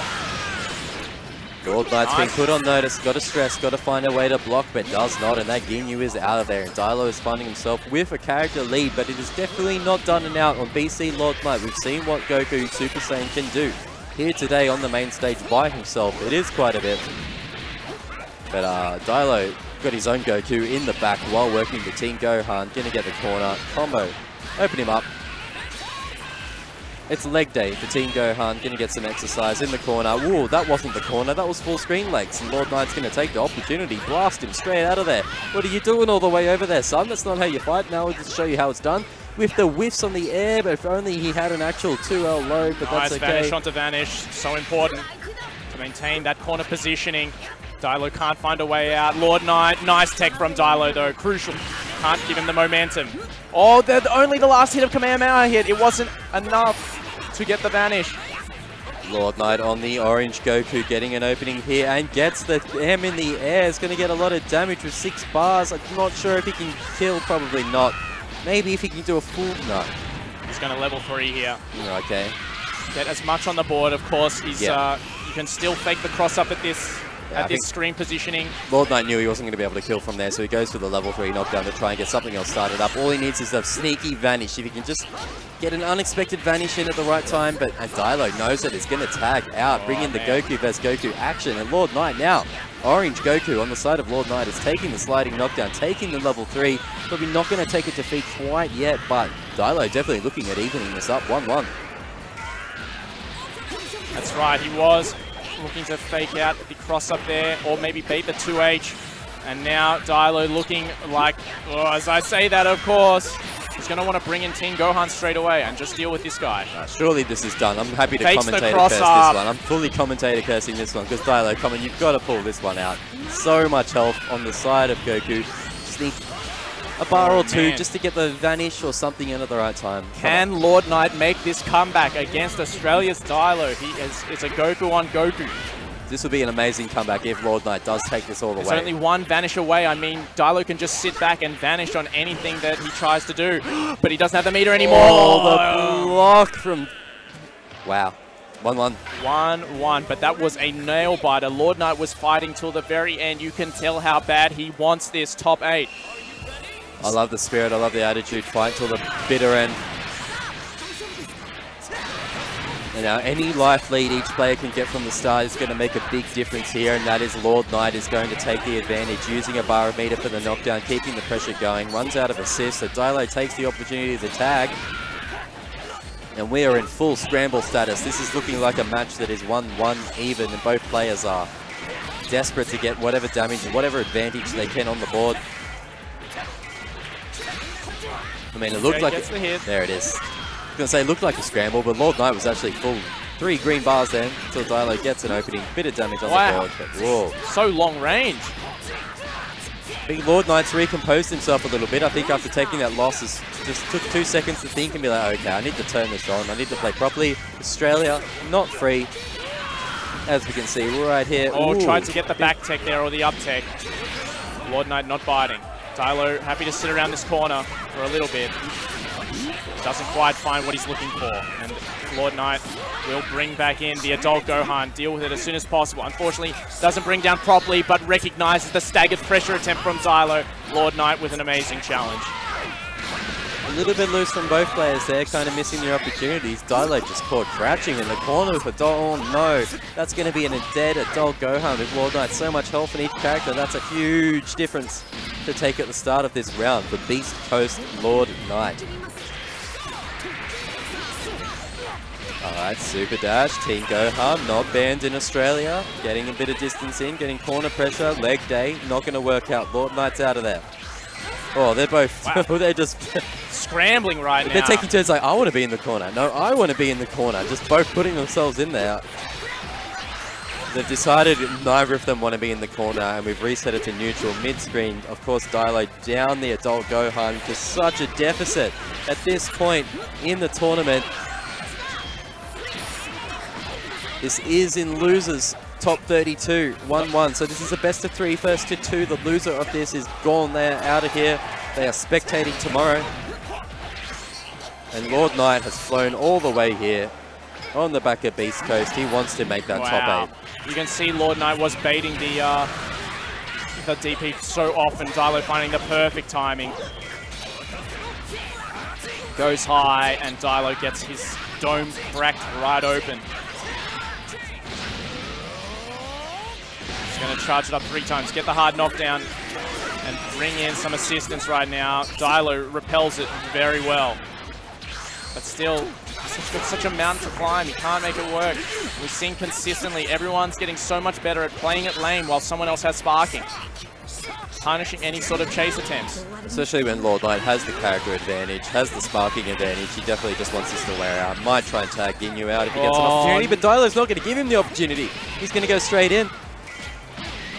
He is, and he's going to have enough. I mean, just one should do it. If most, 1-1, but yeah. Dilo with an excellent conversion right there is going to even up the characters. And of course, 1 game apiece doesn't get the only discrepancy being this sparking right here. Yeah, Lord Knight maybe being too passive on his advantage, or maybe Dilo just being so good with that sparking, ready to even it up, and now taking Lord Knight's Piccolo to the ground, to the corner. Gives him a bit of breathing room. Sparking activated, and just the 5H right in the gut.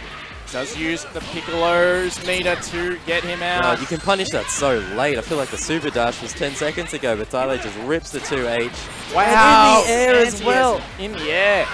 Absolutely crazy. And now Dilo's just completely taken over this. This was Lord Knight's lead the whole way, and now he's making it his game. Like, yeah, it is crucial though. Lord Knight has shown he can do serious work with Goku, and that's why he's bringing him out right now. Yep. So important. Gonna play behind that Piccolo assist, but the DP, get out of my face. Don't even think about walking up to me. Nice challenge in the air from Lord Knight, though. These guys are playing some seriously finicky neutral right now. Goes high twice, double overhead. Oh, it's a blue combo! Sandwiched in between the green man and the yellow man, and it is going to hurt so much that Team Gohan could get out of here. I'm sorry, son. But this must happen. Bringing Piccolo in just because he wants Piccolo in to regen the blue health from Goku. Smart. That's DHC. Right. Dialo, of course. Goku was a strong character of his, but doesn't seem to be as strong as his other characters. I feel like Dialo's just vanishing and super dashing just to deal with that crazy ball from Piccolo. The big glowing ball, it moves so slow. Slow projectiles, one of the best projectiles in fighting games, especially a game like this when you can force so many shenanigans on your opponent. It's definitely stressing out Dialo's Goku. Man, and of course Dialo, this is his last chance. How bad does he want it? How bad does he want it? He goes for the grab, but it's amazing jump back from Lord Knight is going to be able to take him down in the corner. Level 1 into level 1, and that is going to be it. Lord Knight will progress to his match against Falco, and his match against Falco will determine whether or not he will get into top 8 or if he will be eliminated from the tournament. You are right, my friend. Winner of that just moves on to face Falco. Not even top 8 yet. I apologize if I may have said that was for top 8 because that was just to face Falco, the Fenriti BT himself. Yeah, and of course now we have, what is this? Ponios Galileo. Is he sponsored by Ponios? Yeah, he is Ponios Galileo. And he should be stepping up unless... Oh no, we're still in losers round 3 because we're going to... Oh, this is going to be a good game, guys. That's right. If you've been following the Australian scene at all, this is one of our best from Queensland. From Brisbane, Queensland, Australia. Brisbane's own Baxter setting up on the left. And of course, Ponos, Japan, Galileo. Yeah, so Evo 2014 Blaze Blue champion. Yeah, so we're really confused here because his tag, he's signed up as Galileo, but it's Galileo. So now I think in just so many different situations, he signs up as Gary with the R's, but also writes with the L's in different situations. I'm not too sure how to say it specifically. It's got R's on the back of his jersey. You can't see it, you're on the flip side, but on the back on the hoodie, it specifically says Gary Rayo. That's what he signed up for, so I guess we'll call him that. Even though his Twitter handle says Galileo, we'll just go with what we've got. Now, if you don't know Gary Rayo, after this stream, hit up YouTube, 2014 Blaze Blue, just Blaze Blue. Chrono Phantasma. Chrono Phantasma, yep. Yeah. At finals against Dogura. Don't spoil it for yourself. Go watch that series. Absolutely insane series between Dogura and Guerrero in 2014. Come on, Chad. Obviously, I know what you're talking about, the R's and L's. I'm trying not to be racist here. I'm just going with the way the dude puts it down. This is the whole point of what I'm trying to put down here. But we're just going to call him Gary Rayo. And you're right. That Blaze Blue CP Evo 2014 Grand Finals is one of the best fighting game sets I've ever seen in my life. You could not write a movie better than that set. It is one of the most emotional, one of the most amazing fighting game sets I've ever seen that has come out of this guy on the right. Here, Pono's own, Gary Rayo. If you haven't seen it, look it up, because it is a roller coaster, and it is an honor to have him on Australian shores here, coming up against Darkseid's own Baxter. That's right, and of course, Baxter, we've said this a few times, but we usually call him Baxter the Bully down here in Australia, but today he's been Baxter the Bully. This man has not had a good time at all. He has come in and gotten completely destroyed by Tachikawa. Tachikawa made him look like a big Baxter the Baby, to be honest. So, look, he's looking to kind of redeem his status as any sort of heel if he's going to be made look like Baxter the, something else. And he is coming up against Guerrero right now. Let's go. This is going to be a good one, guys. Now, guys, we've got Gary Rayo locking the Bardock Gotenks, Android 16. Baxter, big fan of the Android 21, the Yumja. Pretty much always seeing those two on his side, but getting opened up at the start of this.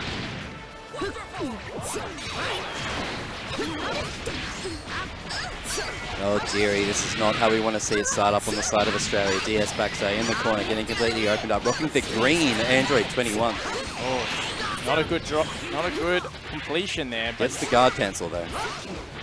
Try and reset this one. Try and start the round the way you want it. Whoa.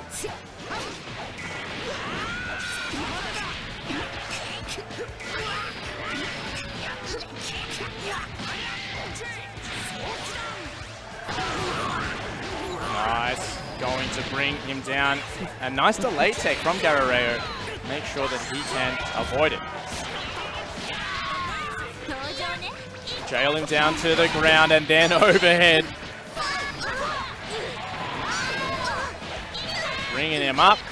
Bringing him down. This is a pretty straightforward play so far from Gary Ray, coming out just bodying Baxter in the corner. Damn, optimal? Oh, not quite. Baxter giving a chance on the Android 21 is going to get the tag out, bring Goku in. So much pressure still coming out. Great blocks from Baxter right now. He's going to save his Android 21 for now. But still is yet to lead a clean hit. There we go. We got a vanish confirm. Let's see what he can do with this.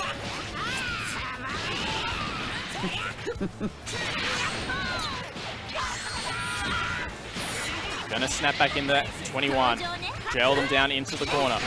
Just one good hit here is going to take out Baxter's out. Even with the DR damage reduction, he's going to easily take this out. Probably without spending a bar. No, I might need to spend one. That's okay. 1 bar. Baxter down Android 21. Gary Rayo looking very solid right now. Here to play.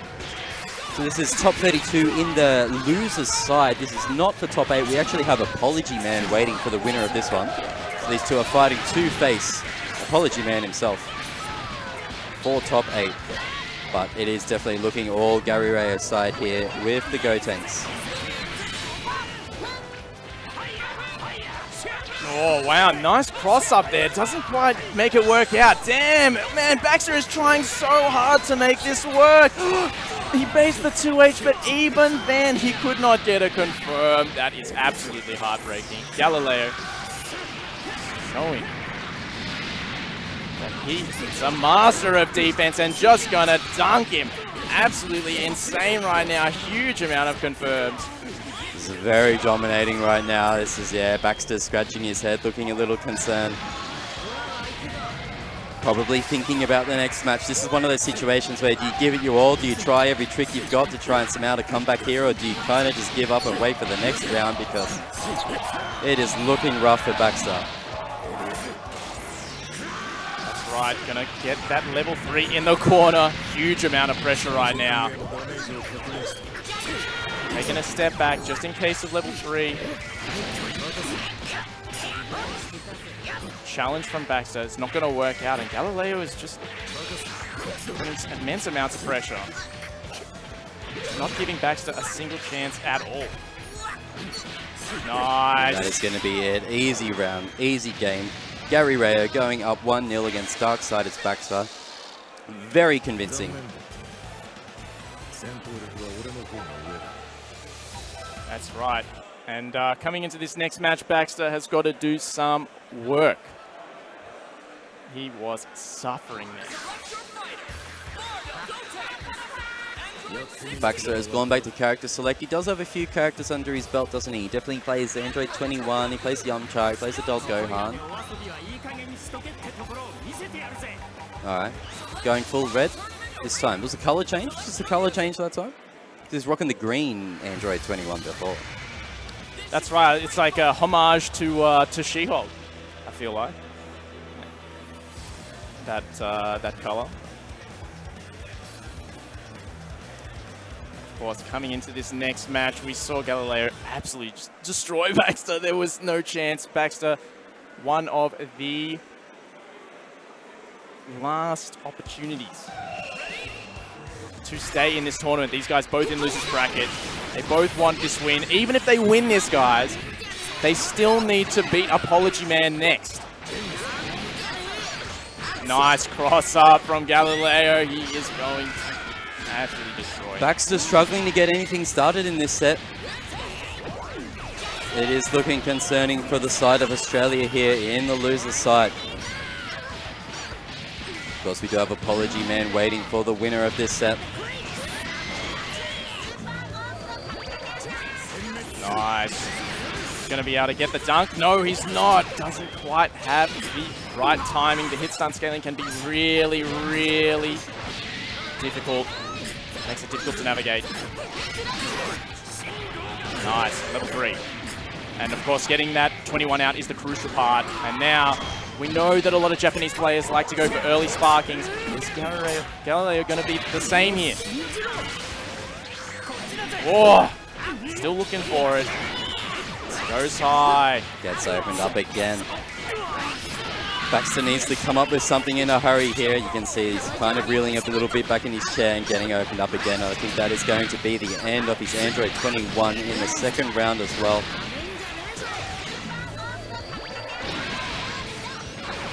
And another strong opening on the side of Ponos Galileo. All right. Nice. Gets the pressure here. Still looking for an opportunity to hit. Oh, wow. Tried to follow him up into the air, but didn't quite work out. These guys struggling for positioning, and Baxter is struggling to get anything going. Does get a hit, but still, even when he gets these vanish confirms, he's not getting anything past that. Galileo's defense has been absolutely insane, and nice reflect again. Gets the reflect, immediately tags into the Bardock just to separate the damage, spread the damage around a bit, and not only that, but get an opening on Baxter's Goku, get the corner combo. Oh, nicely optimized, getting the full damage. Bardock extended with 16, knockdown, spend the meter. Oh boy, this is looking rough. All right, can he get the second grab this time? He does, and now he's going to be able to go straight into the level 3. Galileo with an amazing combo right now, doing 99,500 damage, I reckon. That was absolutely insane, and Baxter is looking kind of bullied right now, that's for sure. He is on his last character, trying to start off the map with a Wolfang Fist, but going to get opened up by the universal overhead, cracked his dome open, and posturing. Baxter looking a bit stressed here. Ooh, getting a bit of a blocking on, getting the block spot. Down to the Yamcha. Sparking is wearing out the whole time. It's going to be a massive comeback for Baxter to do. Just one character, just the Yamcha. Wow, what a deflect from Galileo. Absolutely insane. He cannot get anything started. Galileo's defense, his responses to pressure, and of course his offense is just going absolutely insane right now, and it is impossible for Baxter to get anything started. Deflected again. Baxter cannot find anything to work. Guard cancel. Amazing defense right now. And gonna get the cross up. Baxter. Finally, signs of life. Can he make it work in the corner? I think it's a bit too late for Baxter to be showing signs of life when he's been flatlining for the past 5 minutes, but we'll see what he can surmount with the Yamcha in the corner. Yes, he was looking for the tick sparking bait. It did not work out, and Galileo was all over that read. And is going to bring 2 bars to the ground. Chuck the spear at him. Galileo 2-0, pretty, making it look easy. Over Darkside, it's Baxter. He has made it look easy, and that means we're going to have Galileo stay on the stay on stage. He's maybe giving him a bit of a break, because it looks like Lord Knight is stepping up to go up against Falco, I believe, in a losers round 4. That's for right. top 8. Yeah, we will have Falco and Lord Knight. No, he won't be staying on stage. Galileo will be playing Apology Man after this. So, guys, this will be our second last match for the night. Yeah, we do have most of our top 8 placements underway. We've got Kazunoko, Supernoon, Kindevu, and Nakiel moving on in winners bracket top 8. Lower bracket, we have Seo, Tachikawa moving on, and one of the 2 that will be stepping up on the stream next, which is Falco and Beast Coast Lord Knight. That was losers just then, so unfortunately Baxter has been eliminated, one of Australia's better players. Looks like Zed is out of there as well, so in the upper 4, we've got Japan, NA, bottom 4. That's right, and this is the last chance for Australia to get into the top 8. if Falco does not win here, we will have no representatives in the top 8 from Australia. And we will have, you know, let's see, basically just, we'll have Kazunoko, Super Noon, so Japan, America. We've got Singapore and Japan so far, Apology Man or Galileo, so we would have just a whole bunch of American and Japanese representation. So we are crossing our fingers, we are spreading our Vegemite, we are putting our prawns on the Barbie, hoping and praying for Falco. The last remaining Australian player, South Australia, Darksided's Falco, is here in the top 32 lower bracket to go up against Beast Coast Lord Knight, international player extraordinaire. I think, as you mentioned, I think we've got 2 matches left for tonight, you're right. So it'll be this one and Apology Man and Galileo coming up after this. So strap yourself in, guys. 2 matches to go until we've got our top 8 settled for Saga 6 Dragon Ball FighterZ World Tour here in Melbourne, Victoria, Australia. That's right. Of course, we've talked about Falco already. He is the South Australian best player. He has shown some absolutely stellar defense. This whole crawl up to the top 12. And now I just got notice, sorry to interrupt, but Apology Man will be off stream. So this is going to be our last match for the night. This one right here, guys. So enjoy it, embrace it. We got top 8 tomorrow still, so get ready for that. This is a warm-up for tomorrow. Darksided Falco. Australian spirits living on the stream, heading into top 8.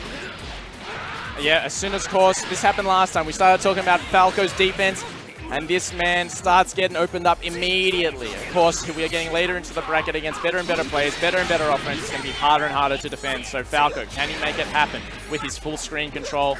Lord Knight is making it very difficult right now. Does not quite get the snap. Just going to bring down in the corner, but did go for the wrong combo there. Does not quite get him in the corner, and Falco is going to capitalize. Got the corner pressure right now. Oh, man, those lightning legs. Such a great button from Vegito, completely covering Lord Knight, trying to tag in the Captain Ginyu. DS Falco is going to get a big combo in the corner, chuck him straight back down in there, go for a setup. All right. Getting the assist to cover any sort of tech options. Going for the double overhead. Great defense from Lord Knight. Man, good defense from Lord Knight. And now he's staggering because he has no more assists, but Lord Knight picks the wrong gap, mistimes. And now Falco has another opportunity. And of course, Vegito's combos build so much meter. He's going to be able to bring him down and stack on these assists. And of course, when you do Broly and Goku like this together, you have an opportunity to follow up with Goku. It's not even needed. So much damage right there. We see Darksided Falco up a character now, trying to move on in the tournament. Australia's hopes are riding on Falco right now. But the venue is getting very excited, getting very loud, getting very rowdy for the man Darksided Falco. He is going to do some snack mix-ups right now. No, he wants to fuzzy onto the Broly. Converts with the Kamehameha assist. Knocking Falco's dome and setting up the level 3. Oh, tried to go for a grab. Falco was savvy to it, but Lord Knight even more savvy to his next response. Gonna bring Lord in the Knight ready for it. Oh, great defense from Falco, and he's going to go into the level 3. Now, is that going to land? It's not. He just hits the Goku. No punish, though. Almost thought that'd be a happy birthday, but it just hits Goku in the background, gives Lord Knight a chance to get out of there with Piccolo, but... Nice tech from Lord Knight. The DR. These guys both garnering for space again. Falco waiting for his assists. Happy to take it easy while he's got the character advantage, the assist advantage. Doesn't quite get the hit, but now he's started. Oh, he still gets it. Doesn't quite get the right confirm. That's all right. Still has an advantage right now. Of course, Vegito is, at danger of getting just touched right now. Taken out of the game. Only a 2-on-2 right now, and Falco's at a serious life disadvantage.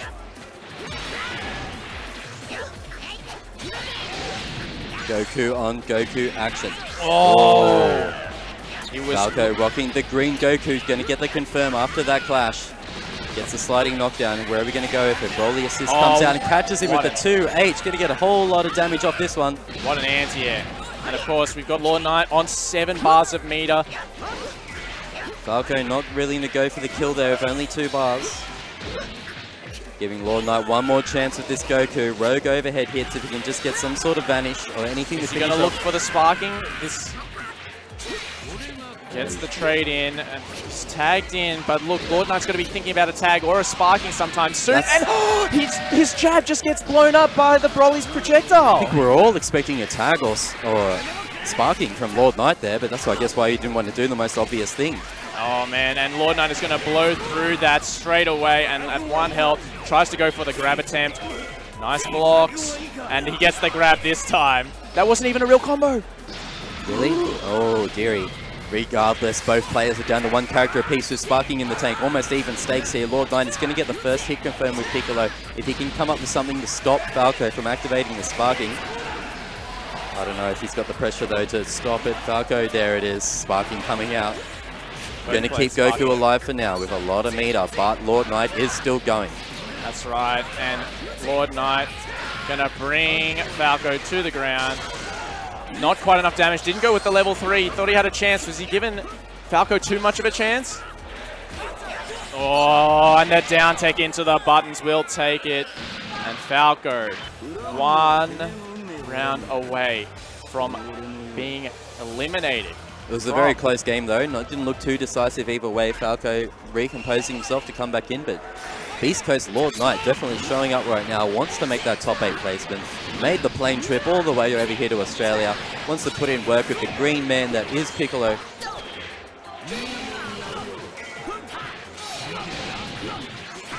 Nice. Gonna get that pressure. No assist to play with, so happy to just push him to a distance and then play neutral again. That's where Vegito excels.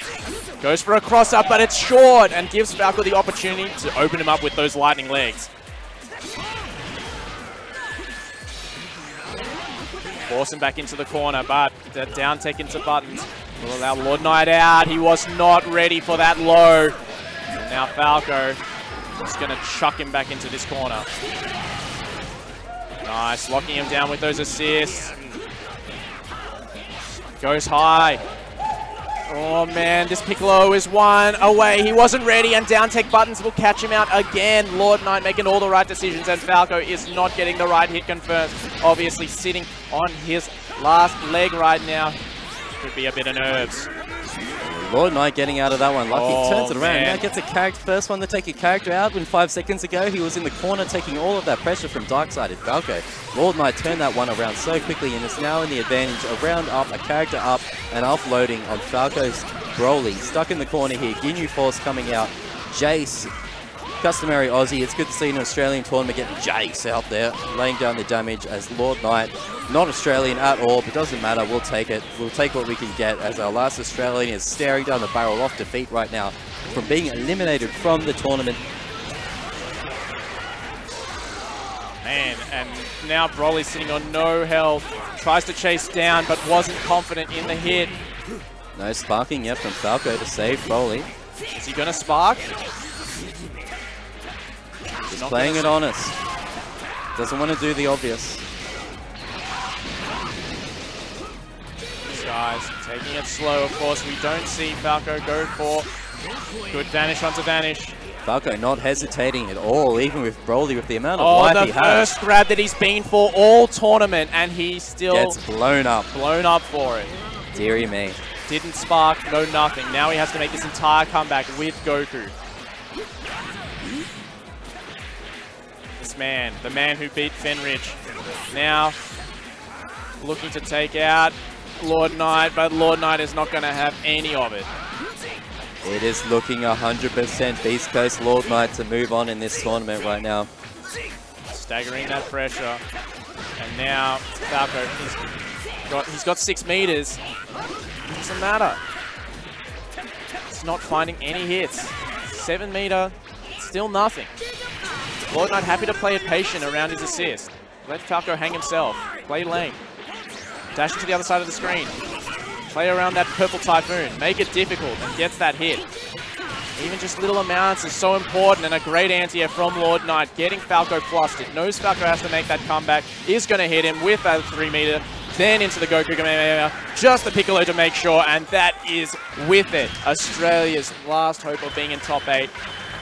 An excellent showing from Falco there, making huge waves in this tournament, and big shout-outs to Beast Coast, Lord Knight, flying all the way down to Australia to show us how it's done, and moving on in top 8 losers bracket.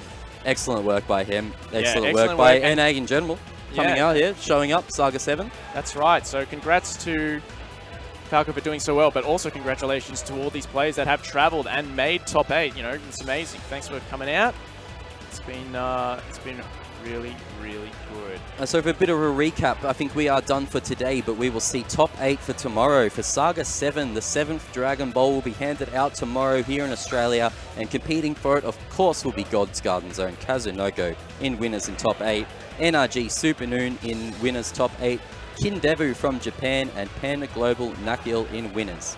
And in losers, we will see... The losers will be...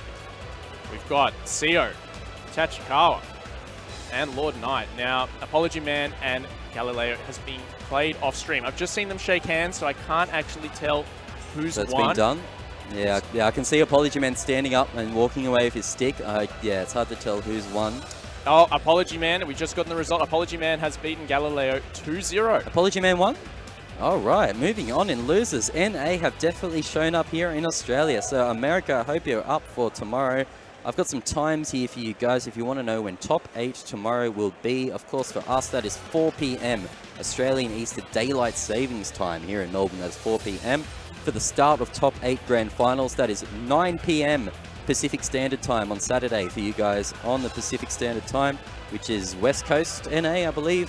For East Coast Eastern Standard Time, it'll be 12 a.m. midnight, the morning of Sunday the 16th.